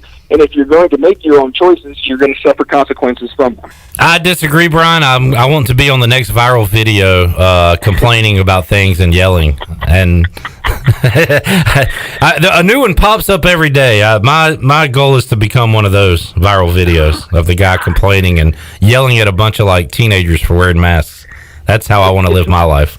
Yeah, it's nuts. And if you noticed, there was these collegiate summer league baseball teams, or AAU this summer, little leagues all around the country. We haven't heard any of these problems yet. And look, I keep hearing of 100,000 kids, school-age kids, have tested positive in the last 2 weeks, but no one's talking about how serious it is. Mm-hmm. We have to go further down the road on these deals to find out. This thing is here. It's very contagious. A lot of people are getting it, yes. But let's look at the bigger picture overall, and how do we keep functioning with society going forward. I mean, we just can't shut it all down. And, Brian, you have been very consistent, I'll say, with that message since we've been having these conversations since March. What you just said there, you could pretty much go back to April and May. I think you've said the same thing on the deal the whole time. So ECU has had, 35 at last count, positive tests with their athletes and staff? Do we know of any of them that have had any serious complications from it? I don't know one way or the other. Yeah. So right. I mean, I think we would have heard if somebody was really sick. Or something. Agree. Correct. Yeah. So you have to look at some of these situations, and I'm not saying we just go about our normal business. You just have to go about it differently and smarter. But these younger people, these athletes, these students who are in good health and don't have comorbids, they seem to be able to recover and do fine. And until I see something different at a consistent level, look, I had a cousin that, did everything right, wore his mask everywhere, got killed by a drunk driver last weekend. So, I mean, there's risks every time you walk out the door, no matter what it is. And sometimes we've gotten so far in our minds in one way and how horrible this thing is, you have to just take the emotion out of it and look at the numbers and figure out how to move on. And this, I could get it and die next week. My message still wouldn't change. You still have to look at the overall statistics on this deal and then make smart, non-emotional choices after that. Unrelated to what you just said, Brian, Redbeard 4 minutes ago said Brian North has a New Era fitted aluminum foil hat. So I will have to, I'm going to have to Photoshop that and get that out on social media soon. North, good stuff, man. Man, that's really sorry to hear about your cousin. That's tough. It's life. It happens, right? I mean, obviously we're mourning and we're sad, but the point being is there's risks in everything we do. We drive down the road hoping the driver coming the other way stays between their lines, right? We have a lot of trust in our society that other people are doing the right things, and it has to continue with this. The only reference we have that's close to this was the Spanish flu in 1918 and 19, when 50 million Americans died. And you look at those numbers, and eventually it was herd immunity that took over. A lot of people died. They still wore masks. They did all these things. They just didn't have the modern medicine. The point being is you have to find ways to get through these things and find a way to function. They shut down schools back then. They did different things, not to the point we're doing now, but they did a lot of those things back then, and it still had 50 million Americans die. So you just have to figure these things out as you go along. But hiding is not the answer, and kicking the can down the road to me is not the answer either. North will end on sports. Who wins the Daytona Road Course on Sunday? Martin Truex has been killing the road courses lately, hasn't he? That's who Wager McGhee picked just a moment ago. So I guess there you go. I'll go with Wager. Wager wins more than he loses, doesn't he? He still has a home, so it was an easy call. He said, "Take Harvick Saturday. If Harvick doesn't win Saturday, take Harvick Sunday." And I guess you should have just gone Harvick both times. He was. I thought I for a second I thought they were running a replay north on Sunday. I was like, why are they running this race again? It's just Kevin Harvick out in front. But all right. Back when I used to watch NASCAR a lot, and I started checking out, there's certain races you have to see. I think Michigan was the first races I started checking out on because it always came down to gas mileage, and it was one of the most boring races ever. Glad to see that hasn't changed. North, enjoyed the chat as always, man. Have a great rest of your week. We'll chat with you again next Wednesday. All right, going to form this tinfoil a little bit better around the ball spot, and we'll check back in with you next week. All right, don't answer your phone or the door. Thank you, Brian. There's Brian North. You know what happened, yep. Brian North joining us on the program, Mr. Tinfoil. I like it. All right, let's get a break in. We'll come back. We'll hear what Mike Houston had to say following yesterday's ECU football practice. You curious You're at all? Listening to Hey, Chuck. You curious at all about how the football team's doing? We'll tell you. And also hear what Mike Houston had to say about things happening outside of the football field. That on the way after this.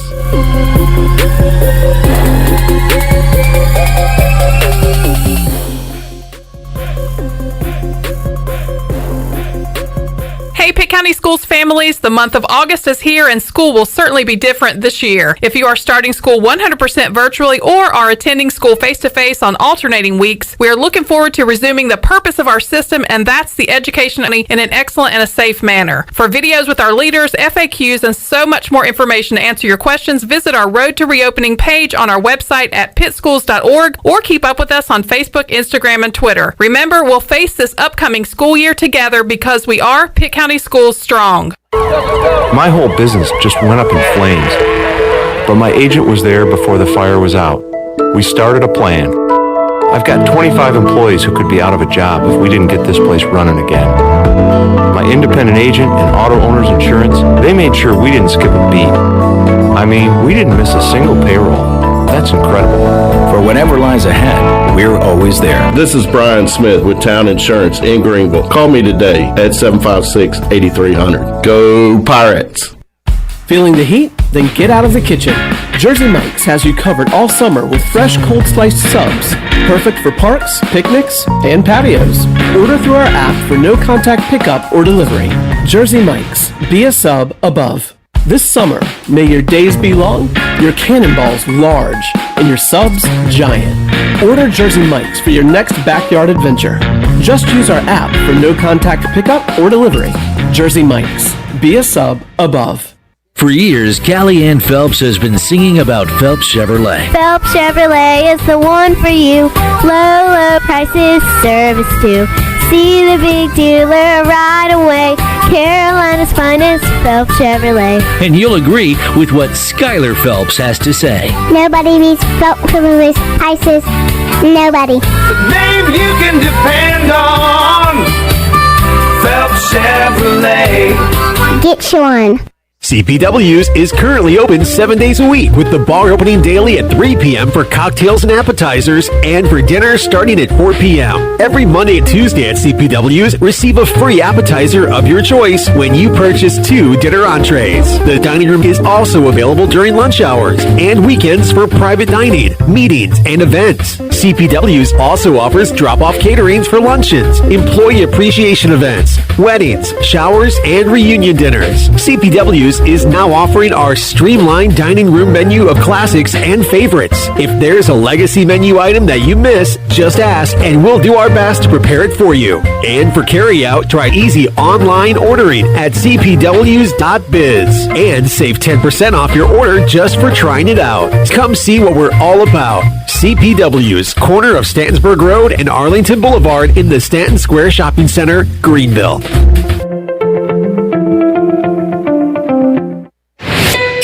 Let's turn a trip to the branch into a tap on your phone. Let's hit pause on a lost debit card without hitting pause on life. That's how First National Bank is redefining convenience. With a top-rated mobile app that puts more security and control at your fingertips, and friendly people to help you succeed right by your side. Let's get started at fnb-online.com or your local First National Bank. FNB member FDIC. When you can take your eye off a big pizza pie, that's familiar. How does a hot pizza and a six-pack of beer sound right about now? How about if it was only $20? Take advantage of the Familia Saturday and Sunday special of a large one-topping pizza and a six-pack of Pitt Street beer for only $20. Call 689-6330 and then pick it up at the drive-thru window. Need a job? Good news. Familia is now hiring servers, bartenders, and hostesses. Familia, Fire Tower Road near Pitt Community College and FamiliaNC.com. This is Coach Gary Overton, and you're listening to Pirate Radio, the voice of the Pirate Nation.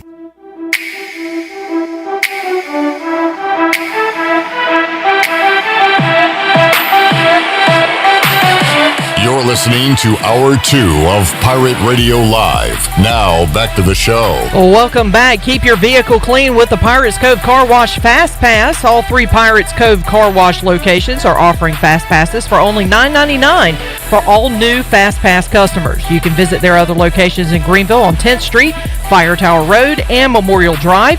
Pirates Cove Car Wash, the ultimate official car wash of ECU Athletics. Now let's head back in to Pirate Radio Live. Here's your host, Clip Rock. All right. Thank you very much. Shirley Cam looking good today. Chan Cam as well as Chandler running the video production side of things today on Pirate Radio Live. Coming up in the 5 o'clock hour, Bryce Williams will join us inside the Pirate Radio studios. We'll talk to another former Pirate on the Fixed NC Live line, JT Boyd, and also the voice Jeff Charles set to join us at 5 o'clock. And we'll open up the Pirate Radio booty bag coming up in the 5 o'clock hour and give away a large one-topping pizza to Papa John's. So all that on the way, still to come on today's program. Right now, we will hear what Mike Houston had to say following yesterday's ECU football practice. There was a Zoom at 6 o'clock, another one scheduled for today. And again, you don't have to wait a day to hear it. You can find it on our social media after it happens. So check out Facebook, Twitter, Instagram. You can see and hear what Mike Houston had to say at his Zooms, but we'll bring you on the radio side of things what he said yesterday. Here were his opening comments. I literally just walked off the field, so it's after Saturday, we tried to go Sunday, had some lightning and stuff Sunday afternoon, couldn't get the entire practice in. Monday's our day off. Kids started classes on Monday. And so today, first day to get back out there. And you know how it went about like I thought it was going to go. The defense has been sitting around telling the offense how they kicked their butt on Saturday. And so the offense had to listen to it for the last 3 days. And the first drill that we did together today was a little pod work with the O-line and the D-line. And the first snap, one of our O-linemen pancakes one of our D-linemen. I knew exactly what kind of day it was going to be. So offense was a little pissed off over the weekend. They came out and they practiced really well today. Still a little sloppy. Still got a ways to go conditioning-wise. But we did see some of the big playability show up today that I didn't see on Saturday. Just the team speed has improved quite a bit since last year for a variety of reasons. Some of it's personnel, some of it's development, some of it's knowing the system going into year 2 offensively. But it was pleasant to see some big plays made out there on the offensive side of the ball today. And I thought the defense responded and, the latter part of practice competed really well. Still a long ways to go, but the kids were very enthusiastic, had a lot of energy. And the one resounding thing that they voiced to me at the end of practice is they want to play. And that's, I told them as long as that's the consensus, in that locker room, then we're going to fight like hell to try to make sure that we got a ball game here sometime in September. So, excited to be back out on the field today. Looking forward to tomorrow.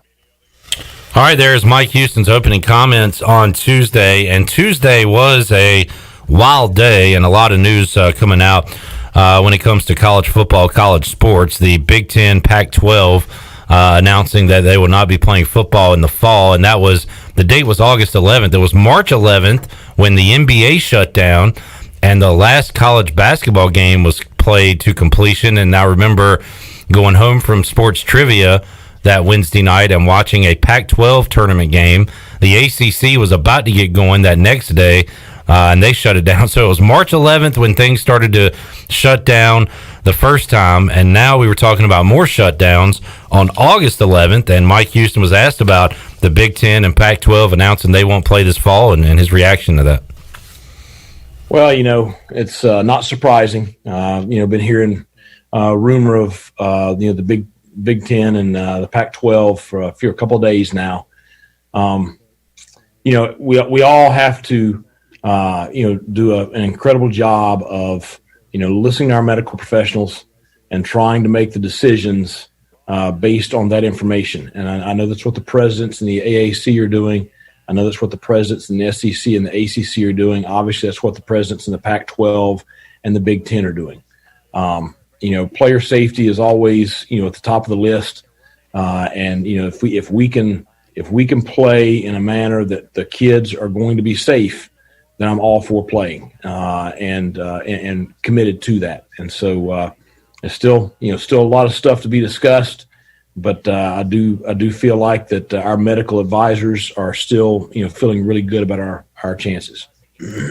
All right. Mike Houston also was asked about how he addresses the team when it comes to everything going on right now in college football. He's focused on the X's and O's, the offense and defense, but what about what's happening outside of the field? We've been addressing it, virtually every day, and the thing we got to do is we just got to focus on us. We talked the other day about creating our own headlines. Not letting somebody else somewhere else write a narrative for us, because if you spend too much time on social media or on the internet, you can convince yourself of anything. We get the opportunity to go out and practice tomorrow, so we've got to focus on having the best day that we can tomorrow, and we can't worry about anything else. We got to trust. The people that have the decision-making ability and the doctors to tell us, when's the right time to do this or that or the other. But as long as we're out there and we're competing, then we've got to do it right, and we got to do it in a championship manner. I love the ding there in these Zooms. If you spend too much time on the internet, you can convince yourself of anything.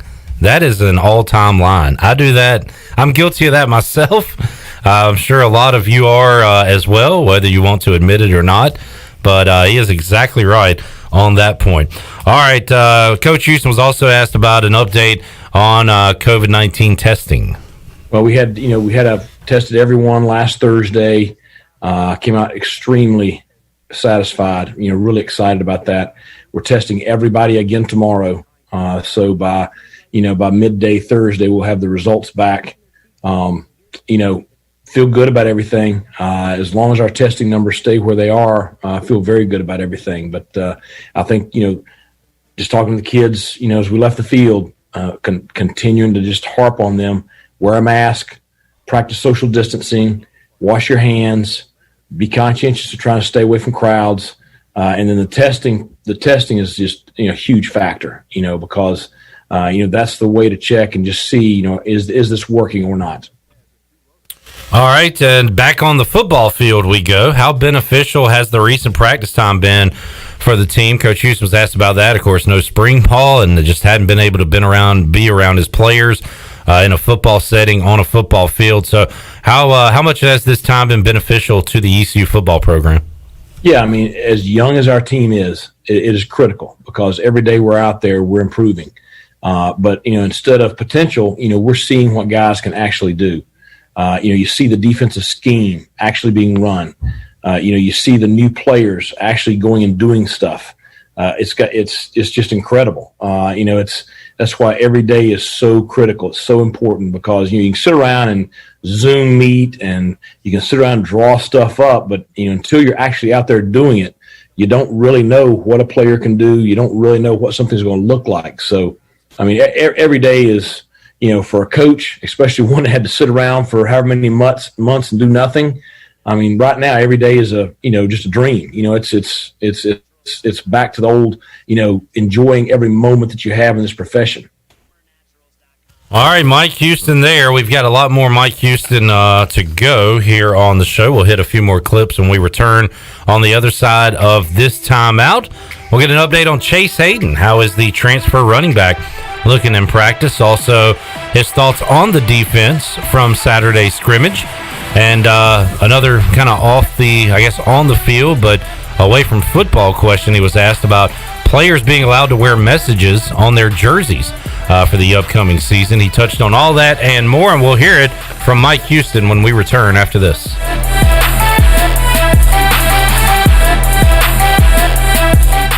You've probably heard a lot about CBD. The leading provider of CBD is your CBD store Greenville. Their staff is committed to creating a comfortable environment to ensure every customer gets the exact treatment they need. Our franchise is the largest CBD retailer in the country, and with trained PhD chemists and direct communications with health leaders across our network of stores, your CBD store Greenville has the highest quality all-natural products. Your CBD store Greenville in Arlington Village next to Duck Donuts, where good health hits home.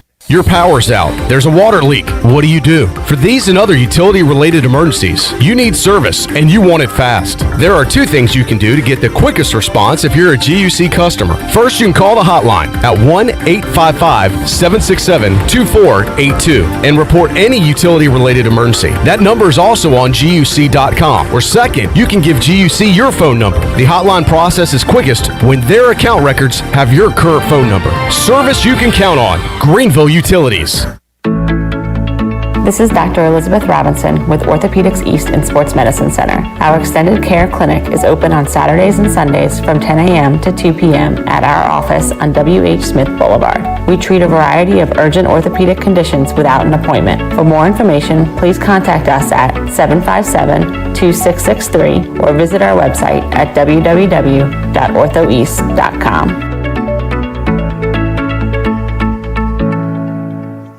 If you're like many, you may have put on the Corona 5, 10, or even 15 over the last 2 months. Well, the weather is warm and it's time to get that body back on track. At Clean Eats, we have you covered. Our weekly meal plan will quickly help you get back to where you want to be. Order online at cleaneats.com. Our cafe is back open, sanitized, and waiting to serve you healthy lunch and dinner options for dine-in, takeout, curbside, or even delivered through our delivery partners. Clean Eats, it's a lifestyle. 805 Red Banks Road, Arlington Village. I'm back in the saddle again. Saddle up! Rocking Horse Ranch will be reopening in September. We've been busy preparing for a safe, health-conscious program year. Our horses can't wait for the return of our therapeutic riders with our amazing instructors. Our equine-assisted therapy improves the lives of our special needs, cancer, and veterans community here in Eastern North Carolina. Email us for more information at info@rhrnc.com or follow us on social media.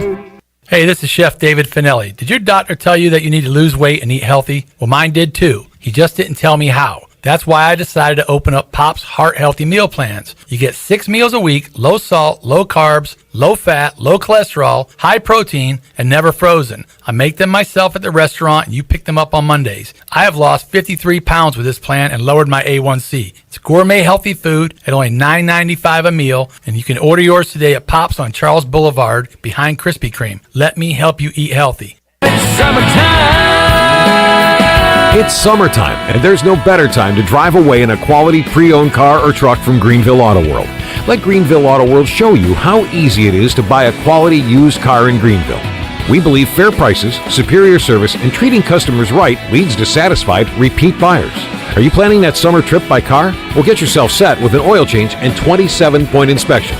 Greenville Auto World, 3840 South Charles Boulevard, across from Hardee's at Bells Fork. Hi, I'm Annalie Newhoff. And I'm Rob Campbell. And we are with CopyPro. We have been locally owned and operated here in Eastern North Carolina for almost 50 years. CopyPro is the leader in office technology. Does your business struggle with keeping printing costs low or producing professional documents? Here at CopyPro, total customer satisfaction is our #1 priority. We have a variety of solutions to help reduce your printing expenses and make your business more productive. Call us today at 1-800-682-6558 or online at copypro.net. CopyPro, we are the professional office systems people. Pirate Radio. Go Pirates! Go Pirates! Arr! Yeah. The voice of the Pirate Nation.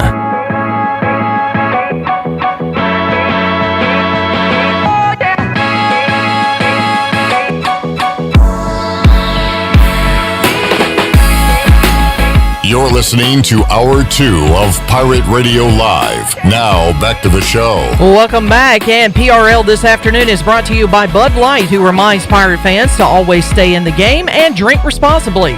Bud Light, proudly distributed by Carolina Eagle Distributing since 1989. Now let's head back in to Pirate Radio Live. Here's your host, Clip Rock.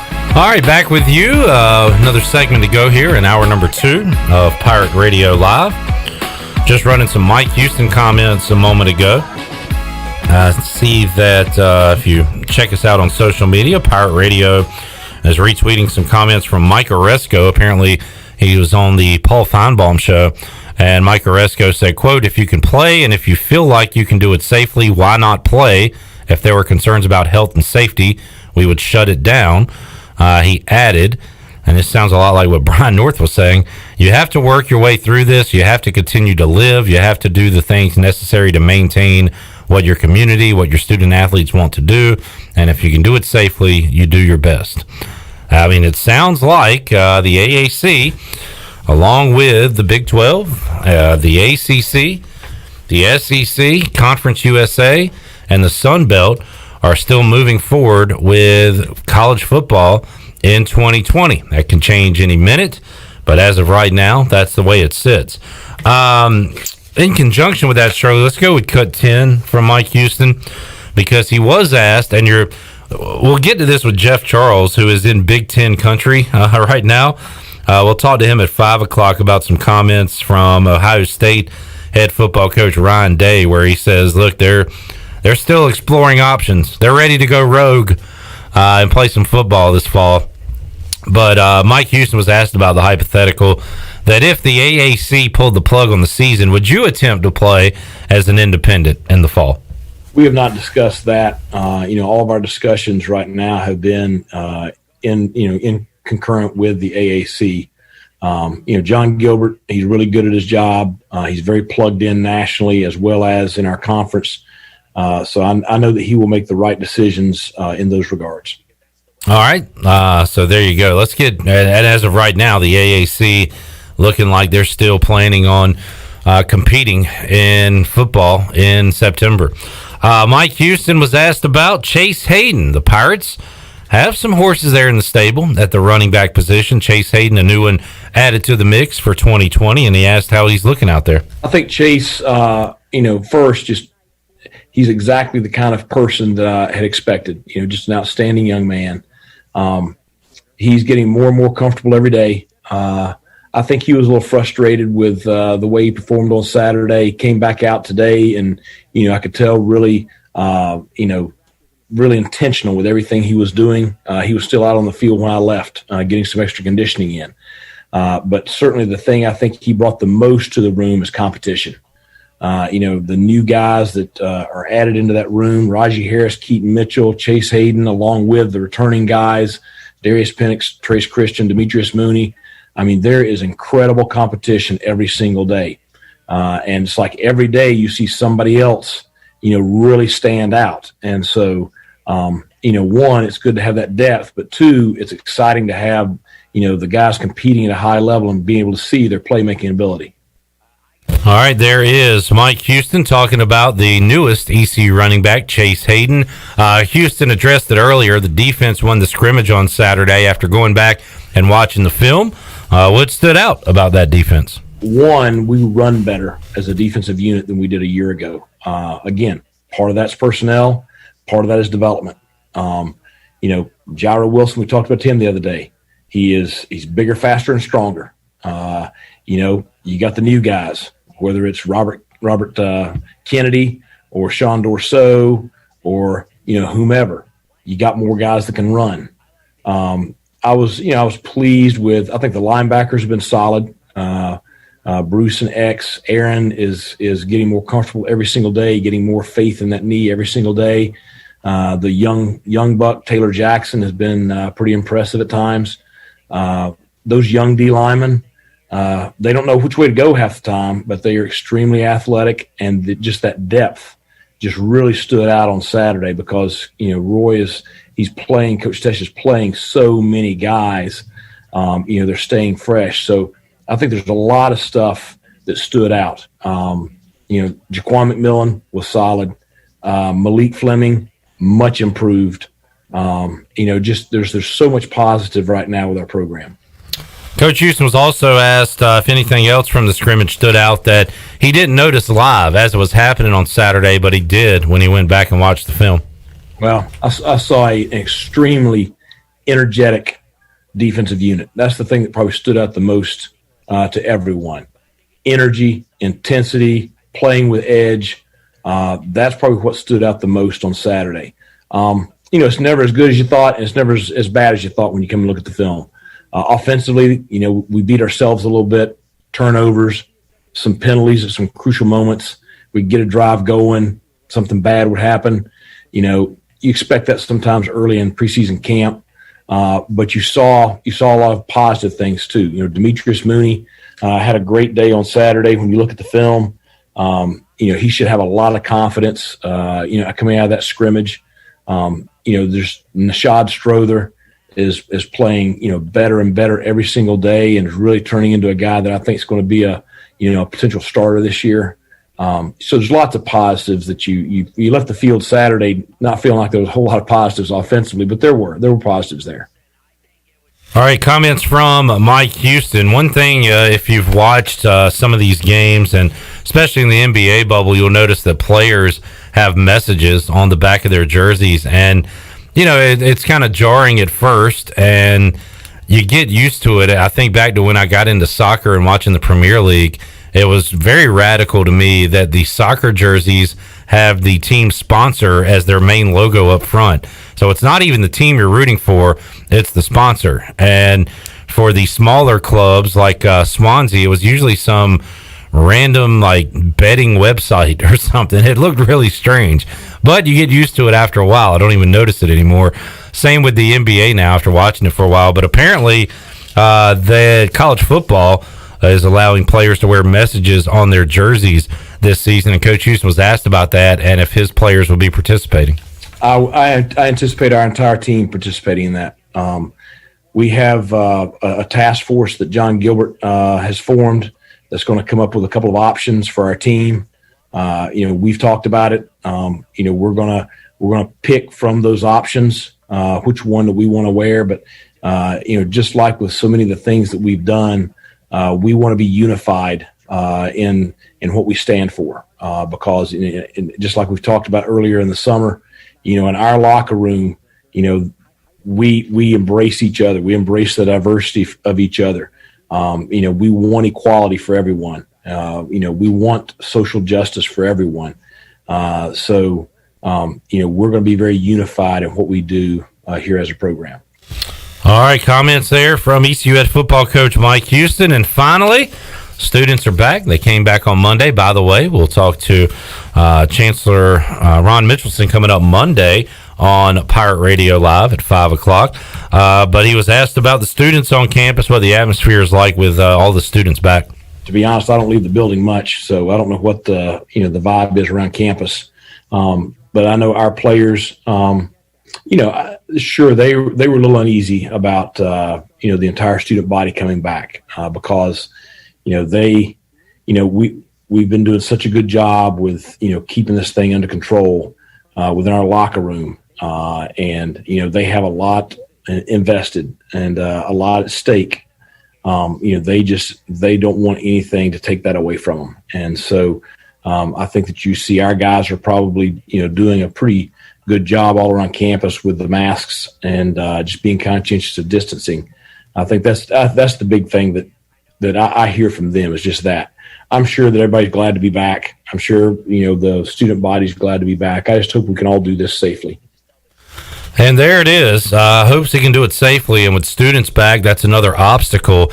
Again, I just saw a couple hours ago, Shams from the basketball reporter said 0 NBA players tested positive for coronavirus out of the 342 tested since last test results were announced August 5th. So you got that. You got the NHL bubble, which it looks like everything's going great there. The bubbles are working. The problem is there's no college football bubble, and throw these students in, that's going to be a different thing that ECU and these football players and everybody is going to have to face.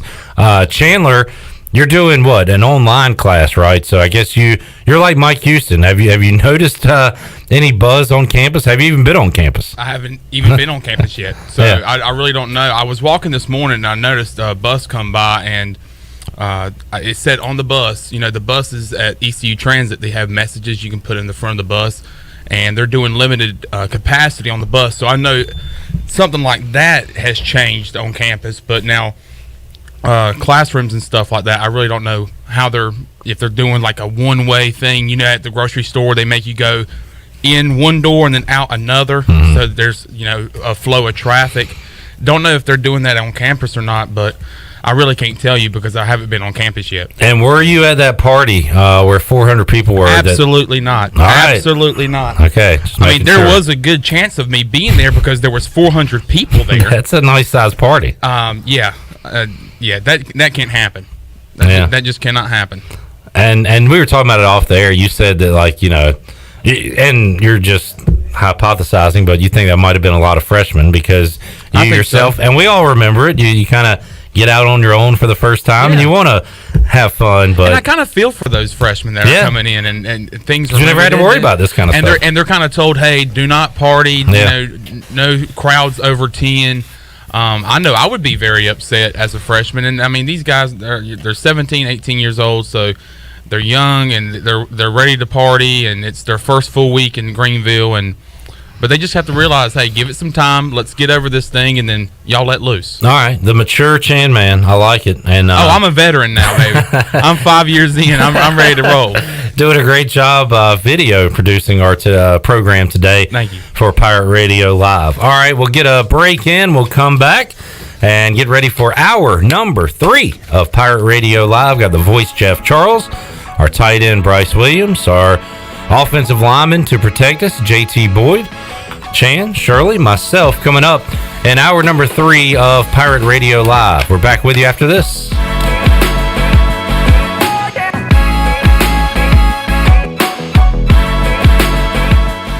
Hey Pirate Nation, this is Jonathan Ellerby, one of the proud owners and operators of Pirate Radio.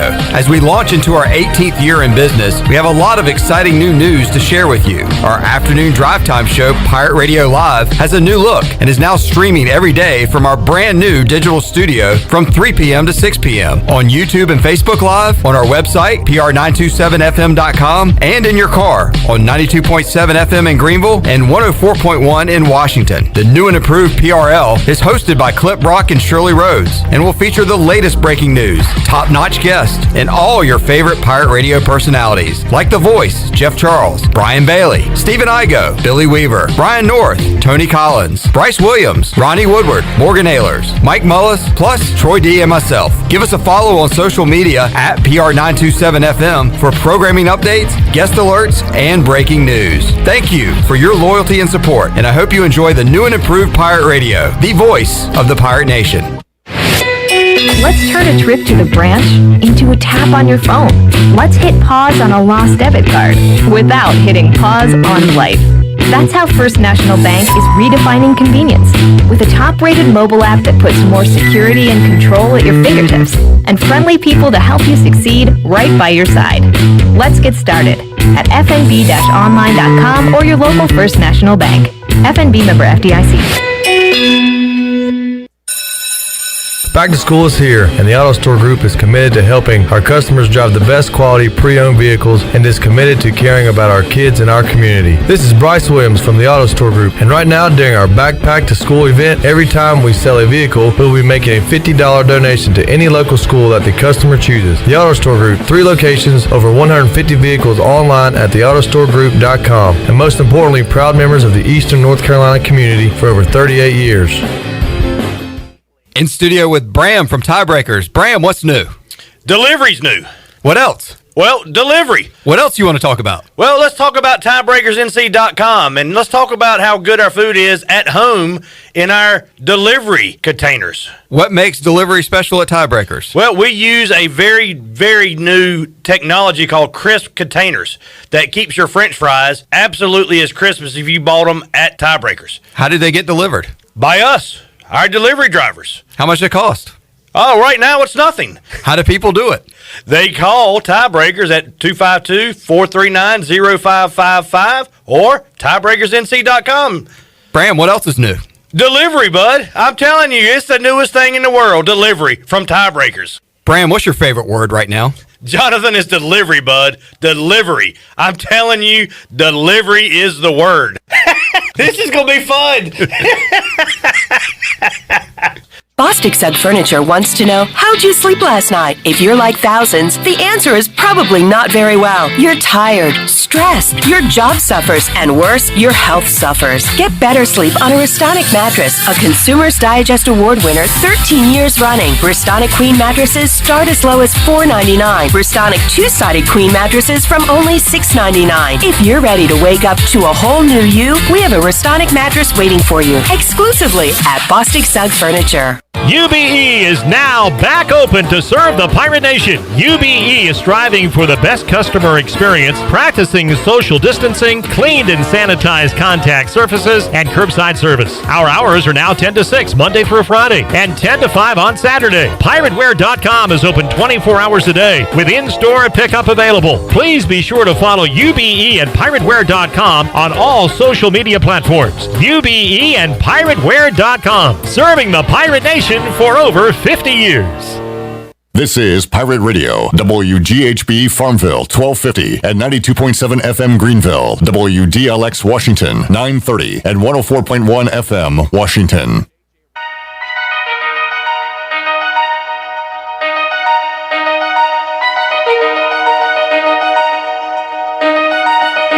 You're listening to Hour 3 of Pirate Radio Live. This hour of PRL is brought to you by the Auto Store Group. Pirate owned and operated for over 38 years. Shop their entire inventory today at theautostoregroup.com. Now back to the show. Well, welcome back. Villa Verde on 10th Street and Villa Verde Dos by the hospital are open for you, serving unique and healthy dishes from the Dominican Republic. Order online at myvillaverde.com or the Villa Verde app. Order a family meal that feeds 6 to 7 people, and they will have it ready for you for curbside pickup today. Whether it's dine-in or take-out, Villa Verde is a platform for good. Now let's head back into Pirate Radio Live. Here's your host, Clip Brock. All right, hour number 3 of Pirate Radio Live. Welcome back into the program. Clip Brock here with you on Pirate Radio 92.7 FM in Greenville, 104.1 in Washington, 1250. 930, PR927FM.com, Facebook Live, YouTube Live. Got them all. Well done. When y'all get YouTube Live?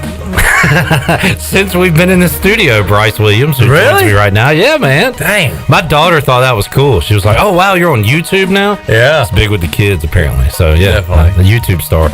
All right, coming up in hour number 3, we'll visit with the voice, Jeff Charles. We'll talk to one of Bryce's buddies and a guy I haven't talked to in a while, former ECU offensive lineman.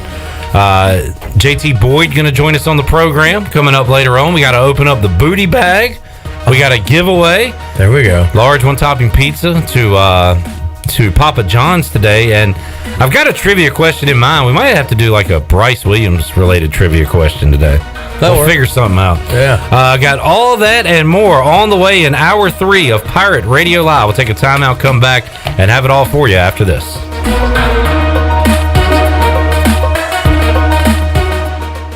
Hey Pirate Nation, this is Tom Brown from Brown & Wood Cadillac. We've been serving the Pirate Nation in Eastern North Carolina for 83 years. We have 4 brands, 3 generations, 2 showrooms, and 1 goal to make sure you leave a happy customer. This month at Brown & Wood, save over $15,000 off on all new 2020 Cadillac Escalades. Remember, Brown & Wood is the home for the lifetime powertrain warranty for all makes and models. We're located on Greenville Boulevard next to the Convention Center, or shop us online at brownandwoodauto.com.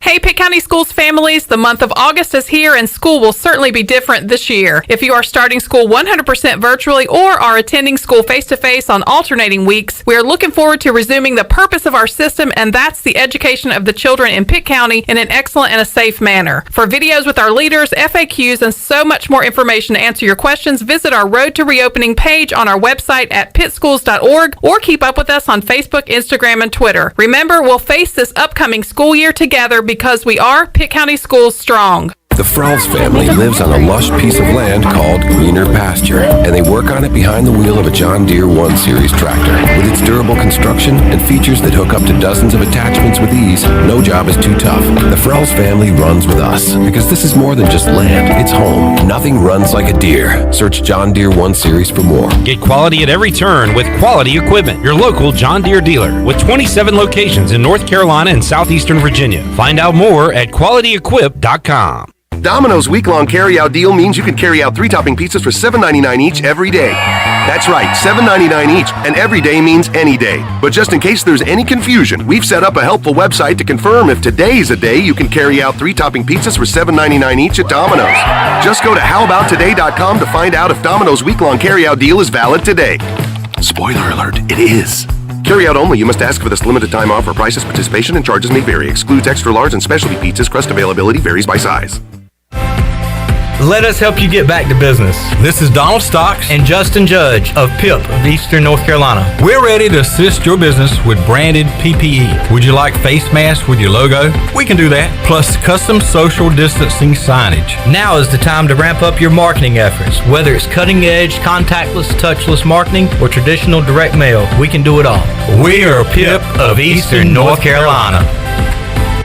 Have you heard the news? Villa Verde is now available for dining in. That's right, both locations of Villa Verde are back open on the inside. And on top of that, the original location on 10th Street has been completely remodeled. But if you prefer curbside or takeout, that is still going strong too. Don't forget the Villa Verde family meal deals are a great way to feed your entire family at an affordable price. This is Jay from Villa Verde, and we look forward to seeing you at one of our locations soon. Villa Verde, a platform for good. Let me tell you a thing or two about the people who don't compromise. For starters, they love a nice, cold Pepsi Zero Sugar. Why? Because it's delicious, it's refreshing, and it has zero sugar. How's that for not compromising? They're the sort of person that likes surf with their turf. Because who decided beef shouldn't have a buddy? And a drink with their feast? Yeah, they have a Pepsi Zero Sugar. The person who doesn't compromise loves a good golden doodle. All the golden retriever goodness with just a hint of doodle. No compromises there. Oh, and when they're bringing said golden doodle for a walk, they bring a Pepsi Zero Sugar. They're the kind of person jorts were made for. 50% jeans, 50% shorts, 100% the most comfortable thing that's ever graced your wardrobe. Not compromising never looked so good. So crack open a Pepsi Zero Sugar and taste what it's like to have it all. Pepsi Zero Sugar. Zero sugar done right. That's what I like. This is Coach Steve Shankweiler, offensive line coach for East Carolina University football. And you're listening to Pirate Radio, the voice of the Pirate Nation.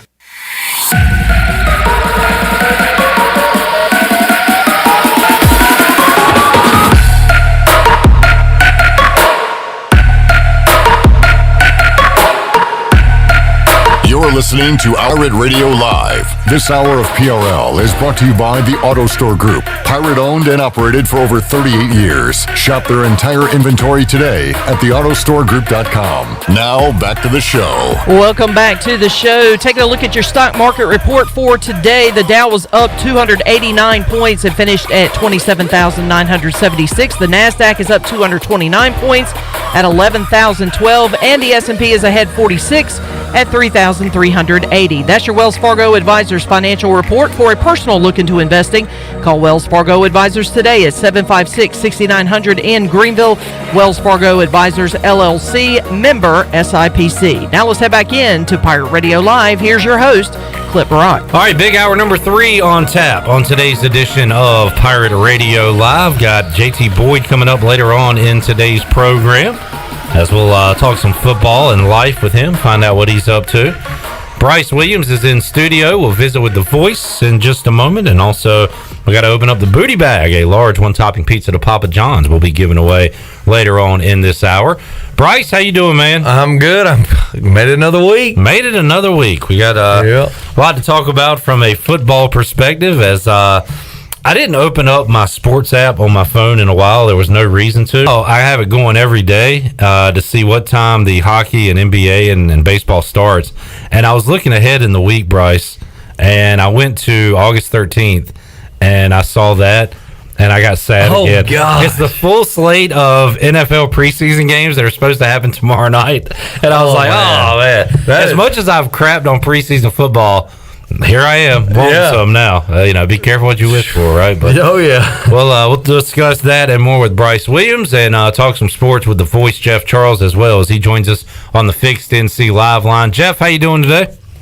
Cliff, I'm doing great. Good afternoon to you, Bryce and Shirley, and like you guys, I'm monitoring the situation really, I think, hour by hour as far as college football is concerned, and man, we've got a lot to talk about on your show, Cliff. Jeff, yesterday was a wild one, 3 to 6 here live, and just updates were coming. And Jeff, you've been a ways from a little while. Unfortunately, Shirley is now bad news. Shirley, she chimes in with bad news on the program when she sees it. Just so you know, it was organic. It just happened that way, Shirley. I'm sorry, but we had a lot of breaking news yesterday. Not as much today. As soon as I say that, something might happen. But Jeff, obviously, you're in Big Ten country, so I guess we'll start there.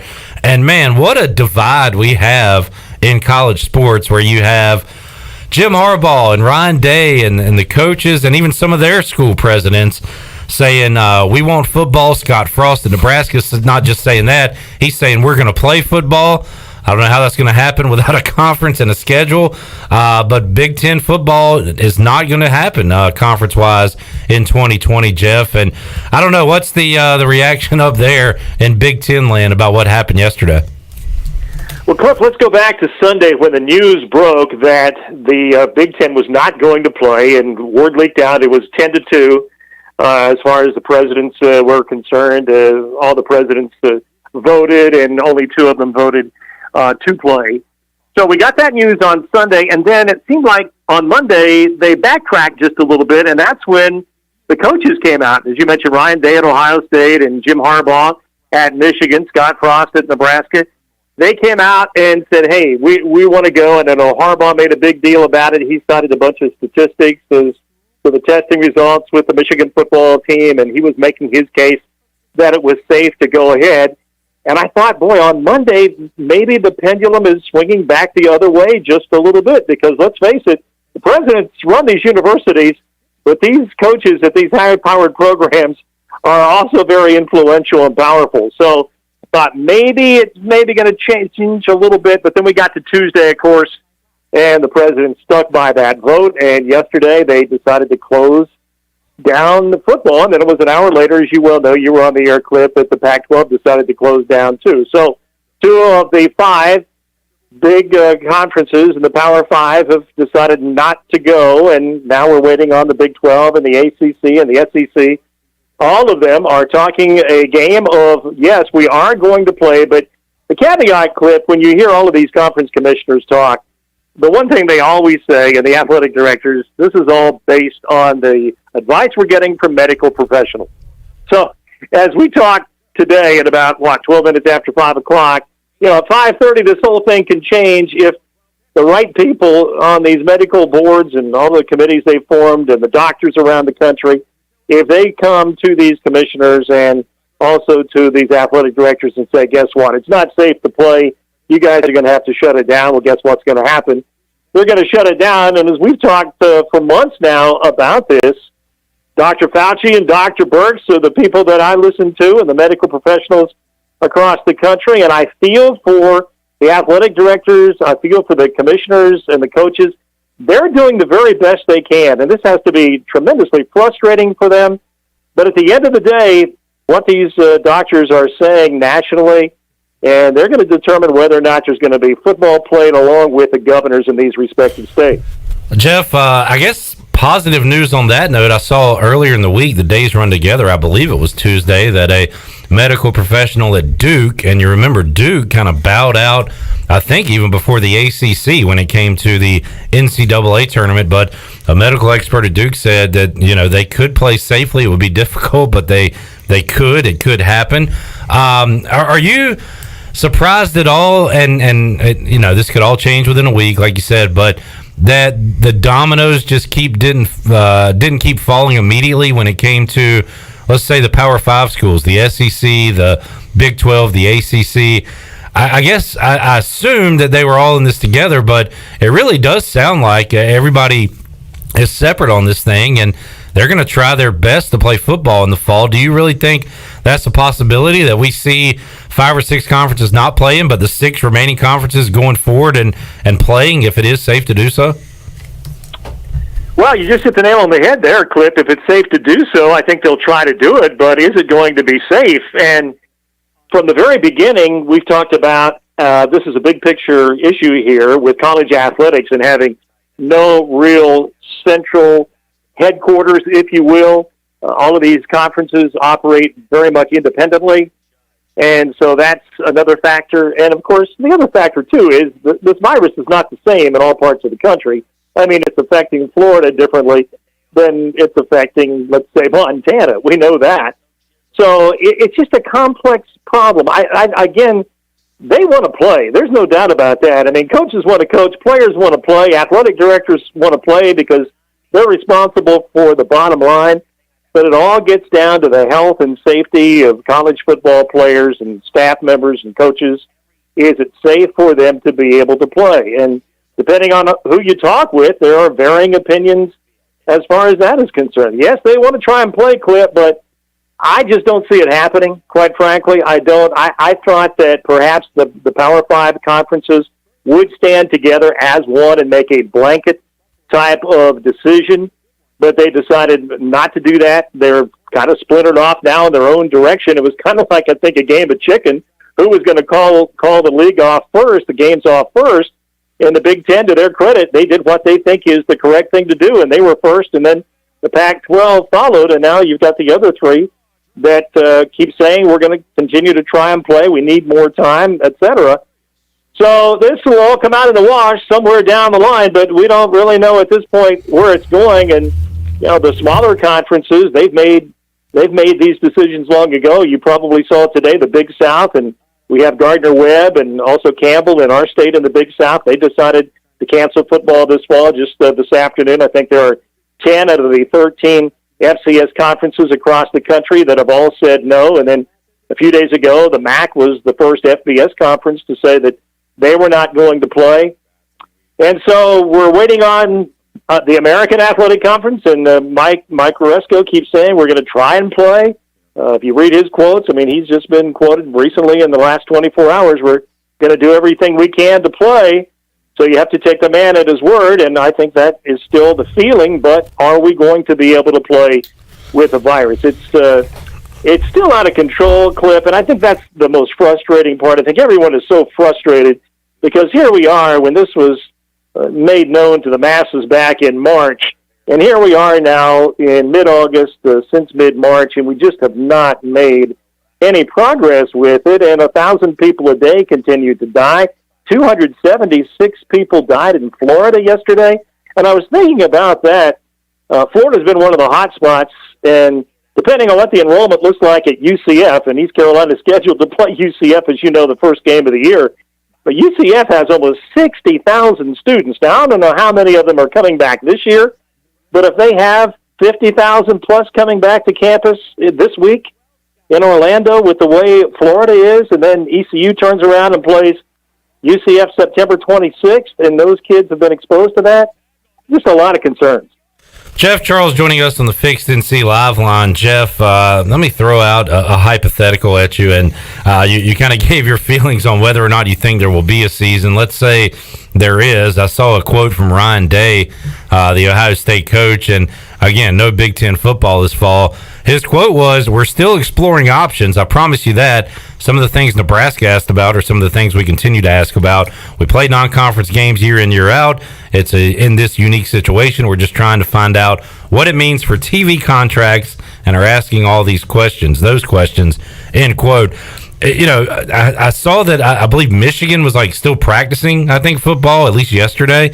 So they're going to try to, again, hypothetical, if there are college football games this fall, Jeff, to put it in a wrestling term, how they have unsanctioned matches sometimes in a wrestling event? Yeah. And is there going to be some unsanctioned football going on? I mean, I don't know. I don't see this as a possibility with all the contracts and stuff involved, but it sounds like some of these coaches, Ohio State's in particular, are going to go through every route they can to try to figure out if it's possible. Well, again, Cliff, it's the coaches talking, and the coaches are very competitive, got blood, sweat, and tears wrapped up in this thing, and I understand how they feel and how frustrated they must be, but coaches just can't get together at a big-time level of football and say, hey, Nebraska, for instance, Ryan Day can't call Scott Frost and say, hey, let's get together and play a football game. I mean, that's just not going to happen. And Kevin Warren, who's the Big Ten commissioner, was very judicious in the things he was saying yesterday about that. You could tell he wasn't happy that Nebraska had kind of gone out on this limb and defied the Big Ten and said, we're going to play football. He was not happy about that at all. It's not going to happen. Coaches just say things in the heat of the battle, and I just cannot see that happening, Cliff, moving forward. And talking about the practices, you're right, because I am up here this summer, and Michigan State, when they got the word that the season had been canceled this fall, they were actually on the practice field, and Mel Tucker, the new head coach at Michigan State, he took them right off the field right away. They got word out on the practice field, it's over. He said, guys, it's over, let's go to the locker room, and they went right off the field. Yeah. Visiting with the voice, Jeff Charles, I know one thing that is working, and that at least the numbers say it is, and that's the bubbles. Up in Canada with Toronto and Edmonton hosting the Stanley Cup playoff teams. By the way, if you're tuning in and missed it earlier, the Hurricanes lost in double overtime earlier today to the Bruins. Right now, the Capitals leading the Islanders 1-0. But, you know, the tests have been great in Canada, Jeff, and also earlier today, no new positives down in Orlando at the NBA bubble. So it is cool to see that these leagues have figured out a way around it. Now, you can't do that in college football. There's no plans to do that in the NFL. As a sports fan, I want all the sports I can get. I'm very happy that these leagues have been able to put on games each and every day and night, and also done it safely. It's a great thing. But again, you just can't do those things with college football, and it doesn't like the NFL is going to do it either. No, and so that's worrisome moving forward with those leagues, Cliff, and those sports. But, hey, hats off to the NBA. I mean, they've done a great job with this bubble deal in Orlando, and the players have been disciplined. I think you have to give Adam Silver and the NBA an awful lot of credit for doing it the right way. And as you mentioned, the National Hockey League, even though they've had a couple of different locations, they've done it the right way. Now, baseball, they decided, of course, to travel, even though they kept the travel to the regional areas, but still they're getting on airplanes and getting on buses and going here, there, and everywhere. And they've had some outbreaks. It hasn't been horrible, but it's been bad enough to certainly throw up a red flag or two moving forward for baseball.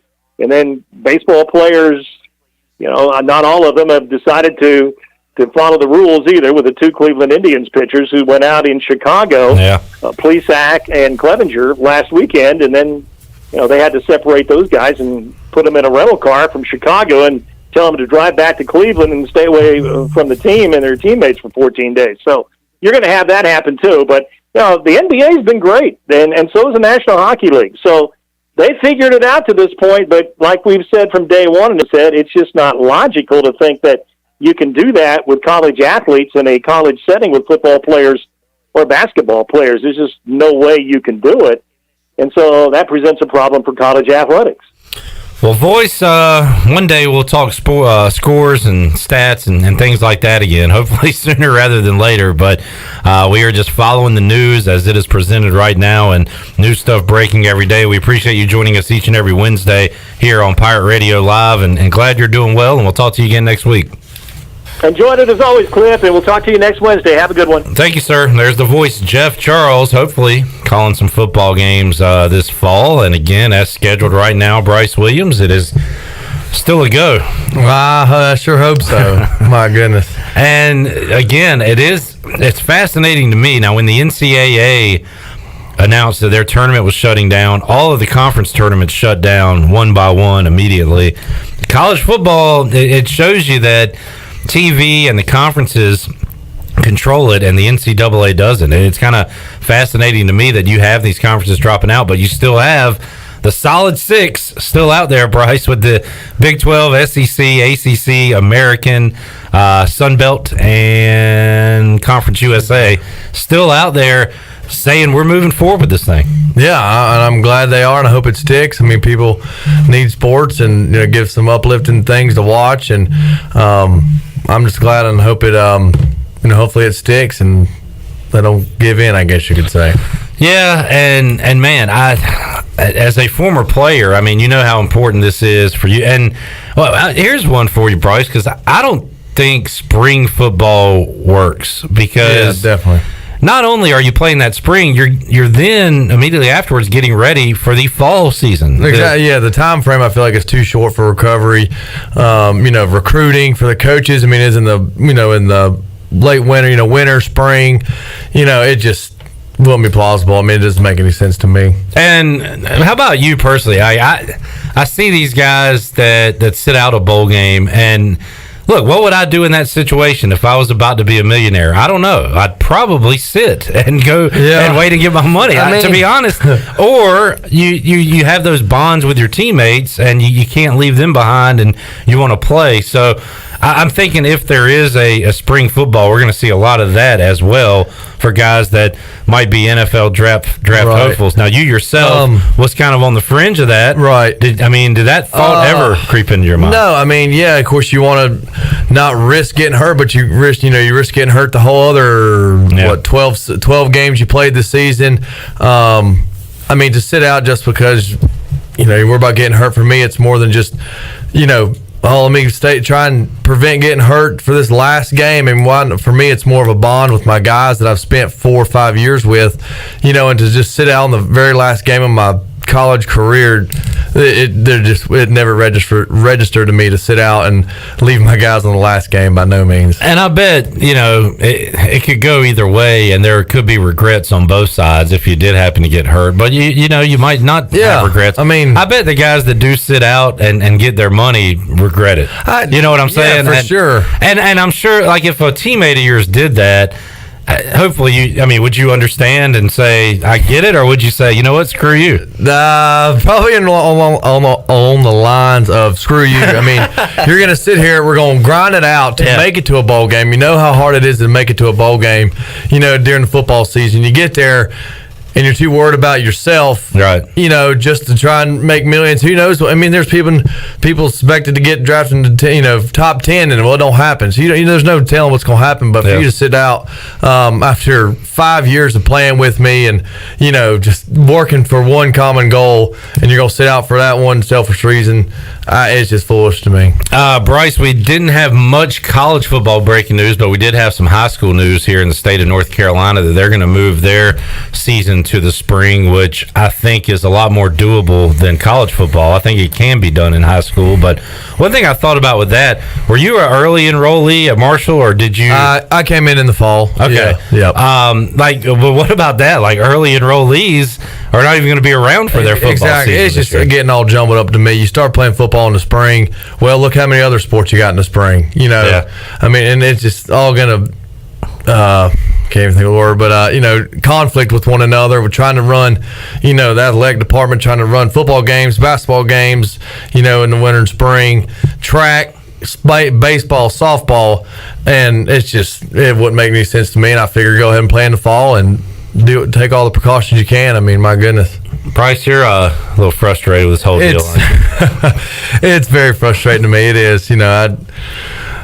I try to choose my words wisely, but it just eats me up to know what's going on and everything. Man, well, look, as of right now, we still have ECU football scheduled, although we don't know the date of our first game. That is a little concerning, right?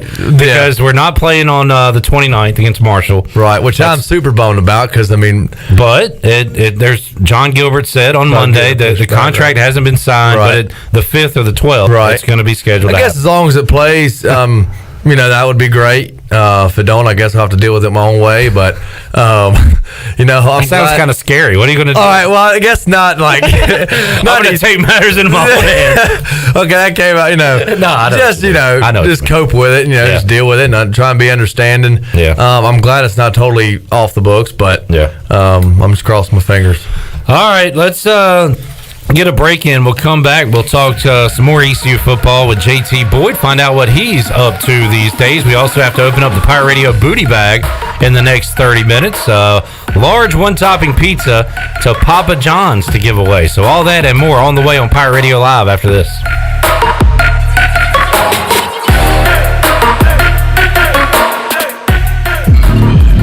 Are your workouts more fun than this?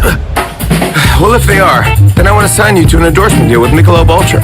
I'm looking for anyone and everyone who makes working out a blast. If that's you, head to TeamUltra.com for a chance to score awesome perks like Team Ultra gear and more. That's TeamUltra.com to enter. No purchase necessary. Open U.S. residents 21 plus. See official rules at TeamUltra.com. Message and data rates may apply. Void where prohibited. Enjoy responsibly. AB Michelob Ultra Light Beer, St. Louis, Missouri. There's nothing like Pirate Game Days. He's got the ball. He starts right. He goes left, and there he goes. 10, 5, touchdown Pirates. Holt Nailers takes it in from 21 yards out. The sight of a tailgate. The roar of the crowd. Support the Pirate Club and buy your season tickets today by visiting ECUPirates.com. We're in this together. All hands on deck. One Pirate Nation. Do you think you might have been exposed to COVID-19? Maybe you're planning to visit parents, family, or friends. ArcPoint Labs of Greenville offers same-day COVID-19 results. No referral needed. Same-day results available. ArcPoint Labs of Greenville offers easy solutions to COVID-19 testing. ArcPoint Labs of Greenville is located across from Vidant Hospital on Executive Circle behind Southern Bank. Call for an appointment or walk in. ArcPoint Labs of Greenville, 215-5688 or arcpointlabs.com.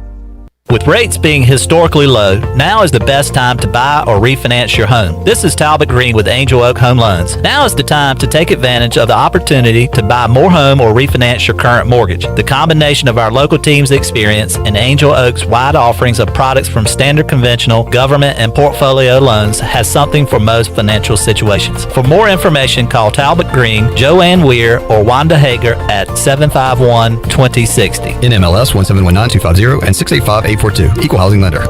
Ahoy, mateys! To keep those cars clean, you need the Pirates Cove Fast Pass. The new Pirates Cove Car Wash on 10th Street is now open. The 10th Street location is offering Fast Passes for $9.99 for new Fast Pass customers. These Fast Passes will be good at all 3 Greenville locations. Visit us on Fire Tower Road, Memorial Drive, and now on East 10th Street. And coming soon, Haviland Express Lube and Pirates Cove Car Wash in New Bern. So we have you surrounded.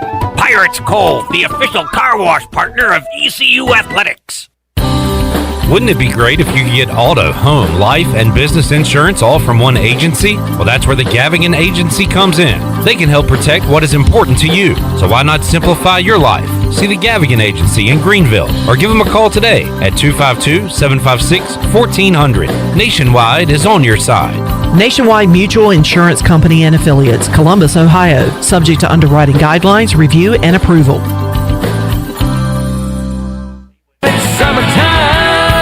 It's summertime, and there's no better time to drive away in a quality pre-owned car or truck from Greenville Auto World. Greenville Auto World is your authorized rough country dealer, specializing in lift and level.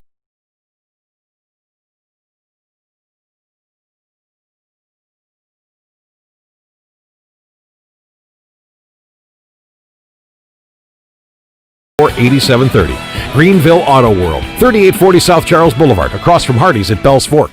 CD's Grill in Winterville wants to thank you for all of your support during these crazy times. CD's Grill has the area's best country cooking, and you can come and enjoy a down-home breakfast or one of our daily country lunch specials at CD's Grill. Hi, this is Lawrence Manning from my entire CD's Grill family. Thank you for all your support. And we invite you and your family and friends to try CD's Grill and taste for yourself the best country cooking around. Promise, CD's Grill. CD's Grill, 111 West Fire Tower Road in Winterville.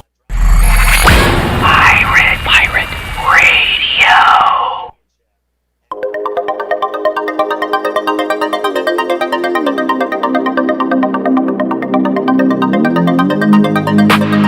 You're listening to Hour 3 of Pirate Radio Live. This hour of PRL is brought to you by the Auto Store Group. Pirate owned and operated for over 38 years. Shop their entire inventory today at theautostoregroup.com. Now back to the show. Welcome back. And the best investment you can make is in yourself. Get educated and make prudent decisions about your financial future.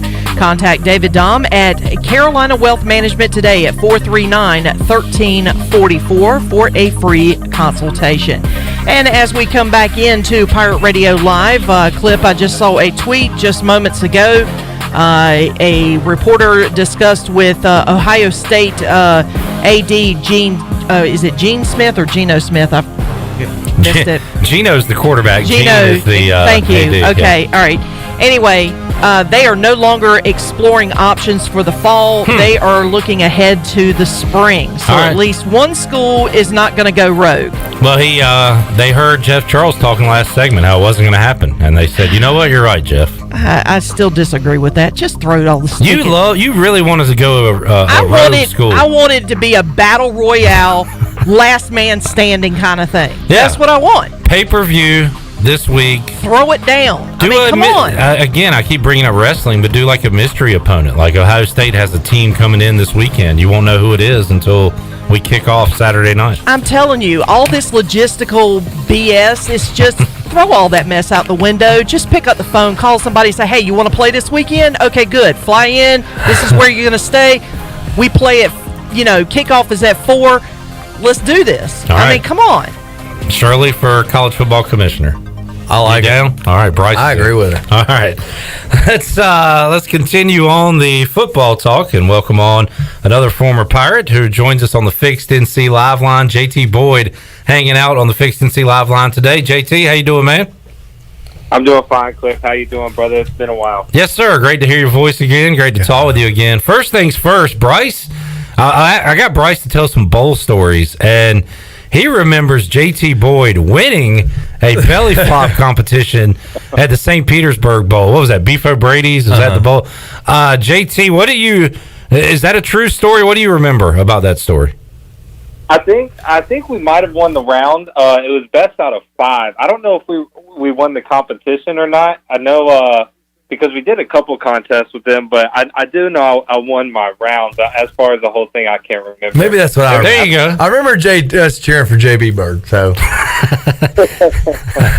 and JB Bird, you don't even. You said you don't even really remember where that name comes from, do you, Bryce? I don't have a clue. I just know I said it to JT one morning in the locker room. Yeah, that's one morning. 5 o'clock. Next thing I know, it's like a cuckoo clock. Right, JB Bird every 5 minutes. And Bryce, you said not all your teammates were as pleasant as you early in the morning, right? No, I try to get JT, fired up, but it works sometimes. I think he was once the workout was over. I think he was a little more energetic, at least uplifting. Absolutely. JT, you guys did a lot of winning on the field. It sounds like a lot of fun off the field as well. And, obviously you had a lot of talent. You had a great quarterback, some good coaches. But how much does the getting along off the field help with wins on the football field? I mean, is there anything to that? Yeah, man. I think around that time when we were winning, anytime we went outside of football, whether it was something to eat or on the weekends getting together, a lot of times it ended up being most of the team that ended up getting together. And I think because we liked each other to that extent, the trust and the brotherhood carried over to the field, and we had fun playing together. We embraced practice, and practice became fun too. So I definitely think that goes hand in hand. And Bryce, a lot of good guys getting together will do that, but also a coach that stressed the family. And I mean, Ruff McNeil said it time and time again, and everybody I've talked to says that was the real thing, the family. Oh, aspect. Definitely while we were all there. I mean, like JT said, I mean, being able to hang out outside of it and have a great time together and just enjoy each other's company outside of football was huge. And I think that definitely carried over to the field and helped us, succeed the way we did.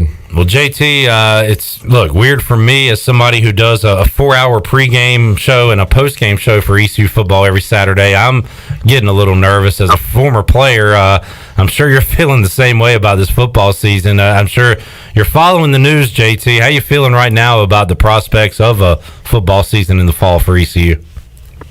Yeah, man. I think I just saw a tweet or something where it says we're still preparing to play this fall. So I'm excited about that. I'd hate to see football get taken away, but I do understand the ramifications of it. But hopefully we do have a season, whether it's abbreviated. But I think football is something that a lot of people were looking forward to, and hopefully it works out. JT, how much do you follow the program and Mike Houston and what he's trying to put together here at ECU and get back to some of those winning ways? Are you kind of still in with any of the coaches, any of the current roster? Are you keeping up with everything? Yeah, I saw we got a bunch of good grad transfers coming in this offseason, and I've been listening to Coach Houston's after practice interviews, and it sounds like we got a lot of talent on the field, and things are really looking up for us. And I was also I went to Morehead City not too long ago, and I caught up with John Ross, and he had nothing but good things to say about the program as well. He's a walk-on lineman. He played down there at West Carteret where CJ played, and I know CJ helps out with him a lot. But yeah, they seem like it's on the up and up, and I'm excited to see what they put on the field this year if it gets to happen. Absolutely. Talking to JT Boyd on the Fixed NC Live line. Bryce, would you like to interview your former teammate? How you doing, JT? What's up, B. Willie? I'm glad you were had your schedule was free for us to chit chat. Oh yeah, what are you up to now, JT? What do you do these days?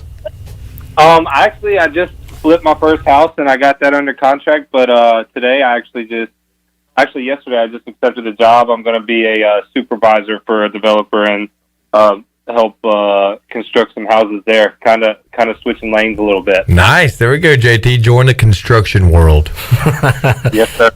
And Bryce is like a NASCAR driver today. He's got all his sponsors on. Yeah, Twin Brothers Construction, Bryce. Yeah, I'm rocking Sean's company right now, all the way in Greenville. So give him a shout out. And I've seen some of his work, and he's doing a great job. So good for him. Oh, I know. I'm definitely excited to see what. I didn't know he was that talented, but I guess I'll speak good. I guess I'll speak up for him. But he's doing good. And I like that he's using you too to get business. I know. I feel like I should get some sort of percentage. Sorry if you're listening.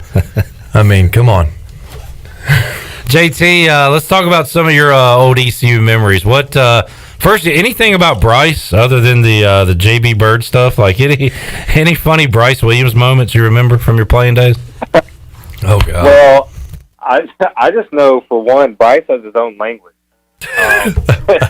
I'm sure you hanging around him, you've heard a couple of the noises he makes. And, man, you never know what you were going to get with Bryce. It literally every day was a different adventure.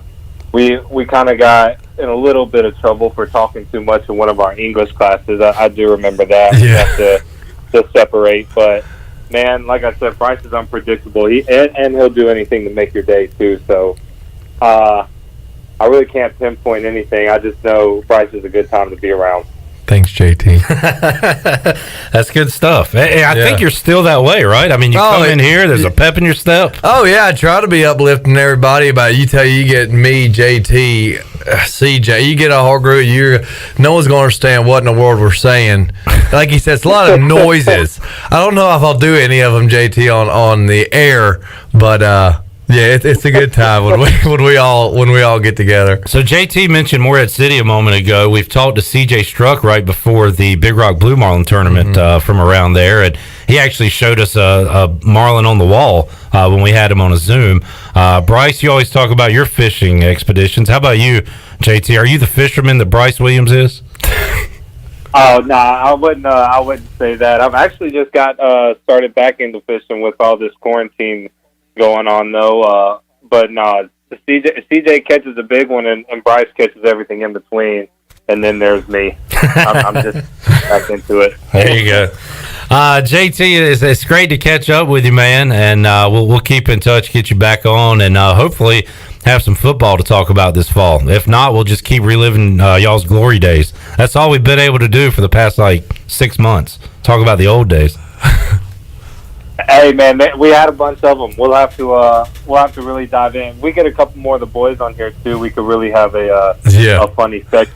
But I appreciate you having me on here, Clip. It's been a while, and it's good to hear your voice too, Bryce.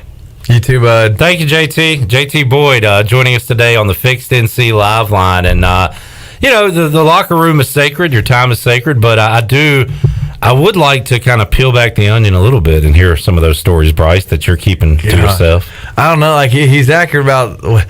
Really started with Grove and Grove and Jake, and then the noises they would make. And it's almost like when you get a bunch of I don't know. It's like once one gets going, we all feed off of each other, and it's a lot of energy. We'll just keep it like that. Keep it that way. It's a lot of energy when we all get together and somebody lets loose, and we just get after it. All right, we got to give away a prize out of the booty bag. I'm gonna do this because if you Google Bryce Williams, and now I just told everybody how to figure out the answer. I probably shouldn't, but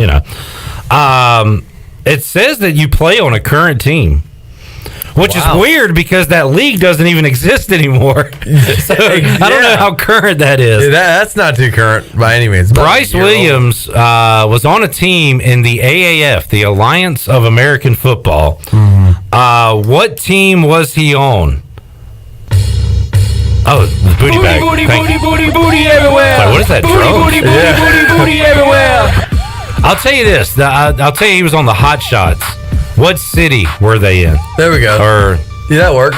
State. Or state. I should say. Works. What state were the Hot Shots? Bryce Williams was a member of that team. Unfortunately, not currently because, again, they don't have a league anymore. Yeah. So all you got to do is name a state. Give me a state, any state. 317-1250. 317-1250. Bryce Williams was on the blank Hot Shots. Name that state. Be the first to do it. And you win a large one-topping pizza to Papa John's from inside the Pirate Radio Booty Bag. 317-1250. We'll be back after this.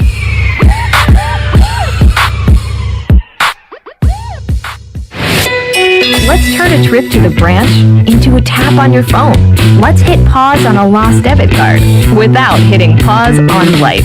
That's how First National Bank is redefining convenience with a top-rated mobile app that puts more security and control at your fingertips and friendly people to help you succeed right by your side. Let's get started at fnb-online.com or your local First National Bank. FNB member FDIC. In studio with Mike Mullis from Fixed NC. And Mike, you guys have a disinfecting service for homes and businesses. Yes, we have a two-step process that includes disinfecting and also provides 30 days of protection to all surfaces treated. We're doing this for 10 cents a square foot in businesses and $10 a room in your home. Mike, how can folks get in touch with you? Call me directly at my cell, 252-999-0001. Again, 3 9s, 3 zeros, and a 1. Or fixednc.com. Back to school is here, and the Auto Store Group is committed to helping our customers drive the best quality pre-owned vehicles and is committed to caring about our kids and our community. This is Mary from the Auto Store Group, and right now, during our Backpack to School event, every time we sell a vehicle, we will be making a $50 donation to any local school that the customer chooses. The Auto Store Group, 3 locations, over 150 vehicles online at theautostoregroup.com, and most importantly, proud members of the Eastern North Carolina community for over 38 years. UBE is now back open to serve the Pirate Nation. UBE is striving for the best customer experience, practicing social distancing, cleaned and sanitized contact surfaces, and curbside service. Our hours are now 10 to 6, Monday through Friday, and 10 to 5 on Saturday. PirateWear.com is open 24 hours a day with in-store pickup available. Please be sure to follow UBE and PirateWear.com on all social media platforms. UBE and PirateWear.com, serving the Pirate Nation for over 50 years.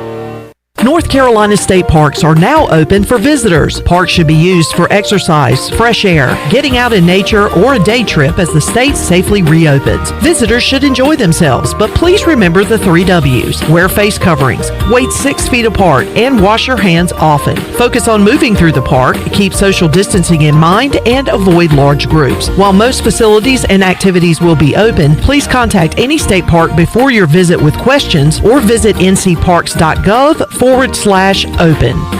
Great food, great atmosphere, and great service is Ottavola Market Cafe. Ottavola is simply a restaurant that focuses on that, being a great restaurant. There's something for everyone at Ottavola. The menu offers a variety of great choices like pastas, pizzas, sandwiches, soups, salads, and seasonal rotating selections. Lunch or dinner, Ottavola is always the right call. Call ahead and get Ottavola to go, or stop by the bar for a drink with friends. It's simple. Come and eat at Ottavola Market Cafe, Red Banks Road next to Food Lion, and OttavolaMarket.com. Ottavola, pirates supporting pirates. Have you ever seen those exotic aquariums like the guys do in Las Vegas on television? You ever thought about having one of these aquariums in your business? It's more affordable than you think. This is Hal Pruitt with rentafishtank.com. We can make having an aquarium in your business turnkey with no work, cleaning, or hassles for you. Rentafishtank.com creates a relaxing atmosphere and keeps children occupied. Rentafishtank.com already services many dental, pediatric, and doctor offices, plus hospitals and senior living centers. Check us out at rentafishtank.com. This is my new Shaq-a-Roni pizza. Extra cheese, extra pepperoni right to the edge, and the biggest slices in Papa John's history. But it's bigger than pizza because $1 from each sale is donated to support communities. Hey pizza fans, order the new Shaq-a-Roni pizza with double pepperoni and extra cheese loaded to the edge for only $12. Place your order today online at papajohns.com and sign up for Papa Rewards. Papa John's, the official pizza of the ECU Pirates. Pirate Radio. You know, for having such a bleak outlook on pirates, you're well on your way to becoming one. The voice of the Pirate Nation.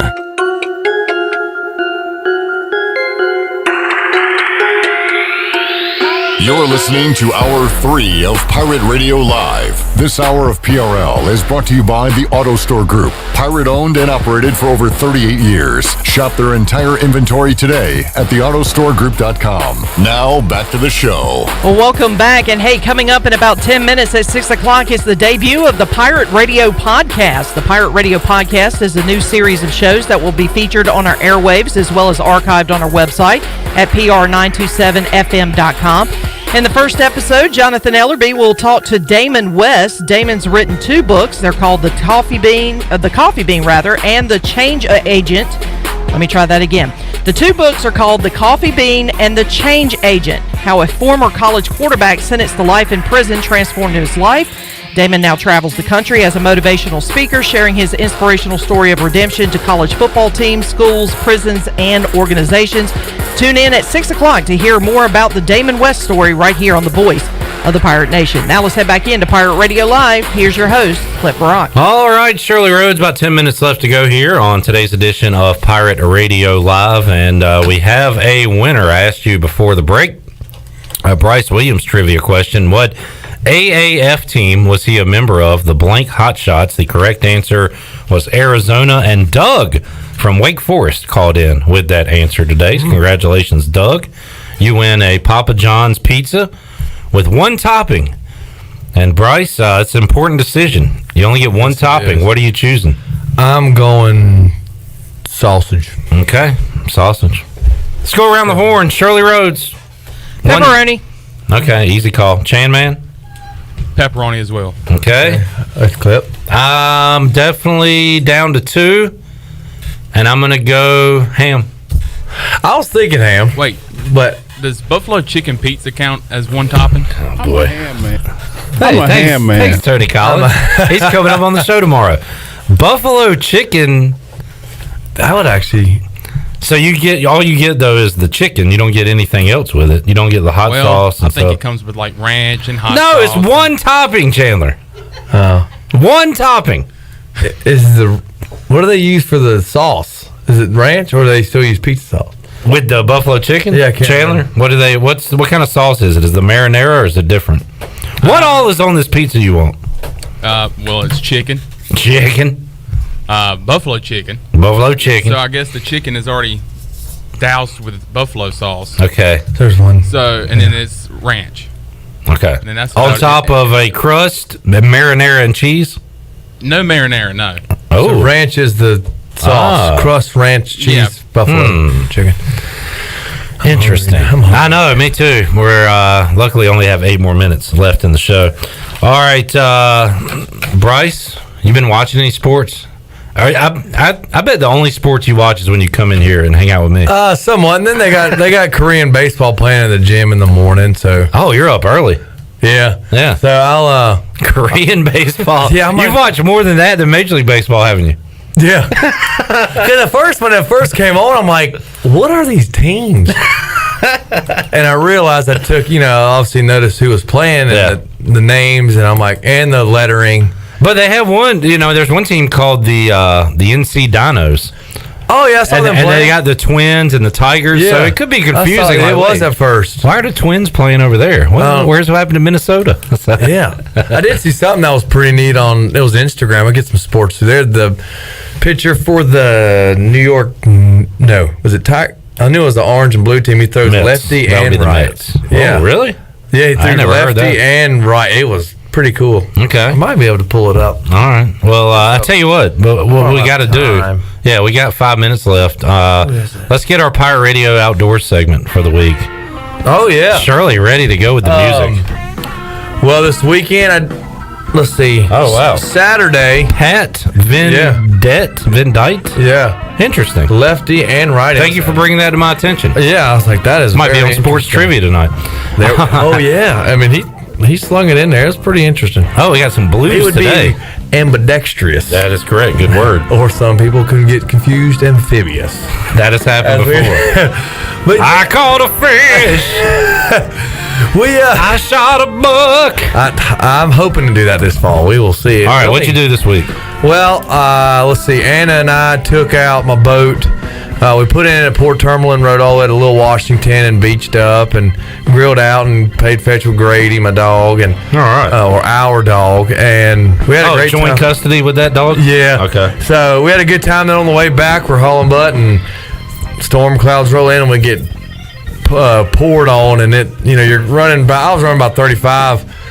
And that rain was stinging my face, and it was a little brutal. Past some people getting towed in by the wildlife and all that, so I had to slow down. And then Sunday I went fishing a little bit. And now, why would you get towed in? So you could get out of the? No, their boat just broke down. Oh, okay. So yeah, I figured wildlife had it under control. There's no need for me to sort of stop. I just cruised but you that's good boating. Etiquette. Yeah, if I would have blown by the wildlife officer, he probably would have unhooked and came after me. Definitely good boating etiquette. Have you ever had your boat checked? Like, you got to show all your life preservers? Yeah, life preservers, your license. If you're fishing, your fishing license, they check your live well. Unfortunately, they checked my live well was empty, so I didn't have any fish because I wasn't catching nothing. But yeah, so we did that Saturday. That was a good time. And then Sunday, I just took the boat out by myself out of Aurora, and it was kind of the worst time to go. It was like middle of the day. It was hot. Fish have already moved off the banks and stuff. But I did end up catching a little flounder and trout, so it wasn't a total skunk. All right, no skunk this week, That's folks. right. So Bryce Williams, skunk free. Skunk free. That's the goal. Knock on wood.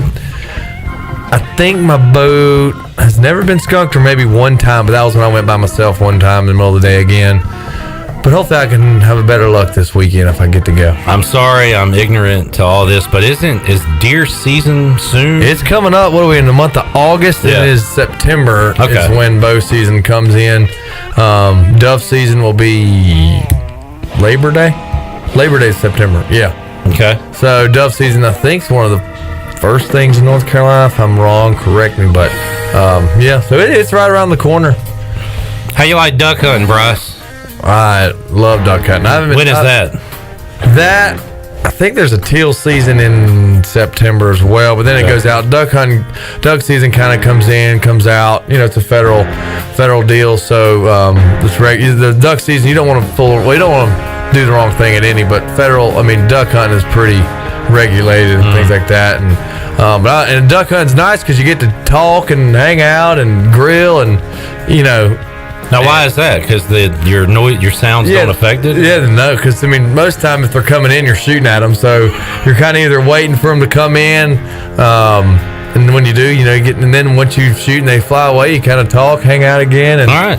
So, I mean, you can call and stuff, but sometimes blind calling don't do you too good if you don't see them. So duck hunting, I like it. And it's quick most of the time. At least mine are quick because all the ducks are gone and I don't see any. Shirley, were you good at duck hunt on Nintendo?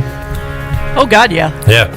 How far away did you stand from the TV now? Were you one of those cheaters that were right up on the TV? Or? Well, I had to, because if you stood too far back, you couldn't shoot at anything. Oh, yeah. That's true. Yeah. Because after, you know how after a while the gun doesn't want to work, and then the game doesn't want to work. You got to blow on it. You got to put it in. You got to blow inside of it, and all that good stuff. You got to start close to the TV and then kind of inch your way back to a good spot. Yeah. Yeah, but still. And then sometimes your laser or whatever that thing was would be slightly off, and you could point right at the stinking duck, and it would not shoot the duck. And that dog would laugh at you. Yeah. Yep.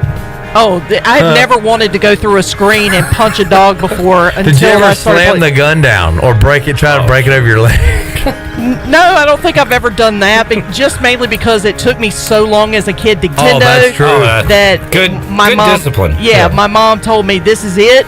If anything happens to this thing, you're not getting another one. Right. So I had to behave myself. But the good thing about growing up, and Clip knows this, but I grew up with deaf parents, so I could say whatever I wanted to. So I let out a few not so choice words and got away with that. So careful with your hand gestures. It's all about it's all about balance. You don't break the machine, but you let out a few choice words. All right. This is Pirate Radio Outdoors. We had a couple of questions. Let me get to it. Well, Josh with a statement. He said he'd go duck hunting with you anytime that you'll have them. Well, great. So. If you got the spots, I got the boat and all that. So all right. You get the spot. He's got the boat. Also, we had another comment from, and now I can't find it. I think it was Scott, who asked, do you hunt wild hog? I've never hunted wild hogs. I would love to hunt wild hogs. You got a connection, let me know. Hey, look, it's all about a spot. Bryce is looking for spots. Spots. You got a spot? I'm not new to Greenville, but I'm new to living in Greenville, technically. Where are the wild hogs at? I guess if you knew, you could get them. But where are we going for that? I just had a brain blank. I can't remember. We'll figure it out. We'll find them. All right, that's it. Pirate Radio Outdoors, Pirate Radio Live, done for another week, or another Wednesday, I should say. Bryce, thanks for hanging out, buddy. Clip, thanks for having me.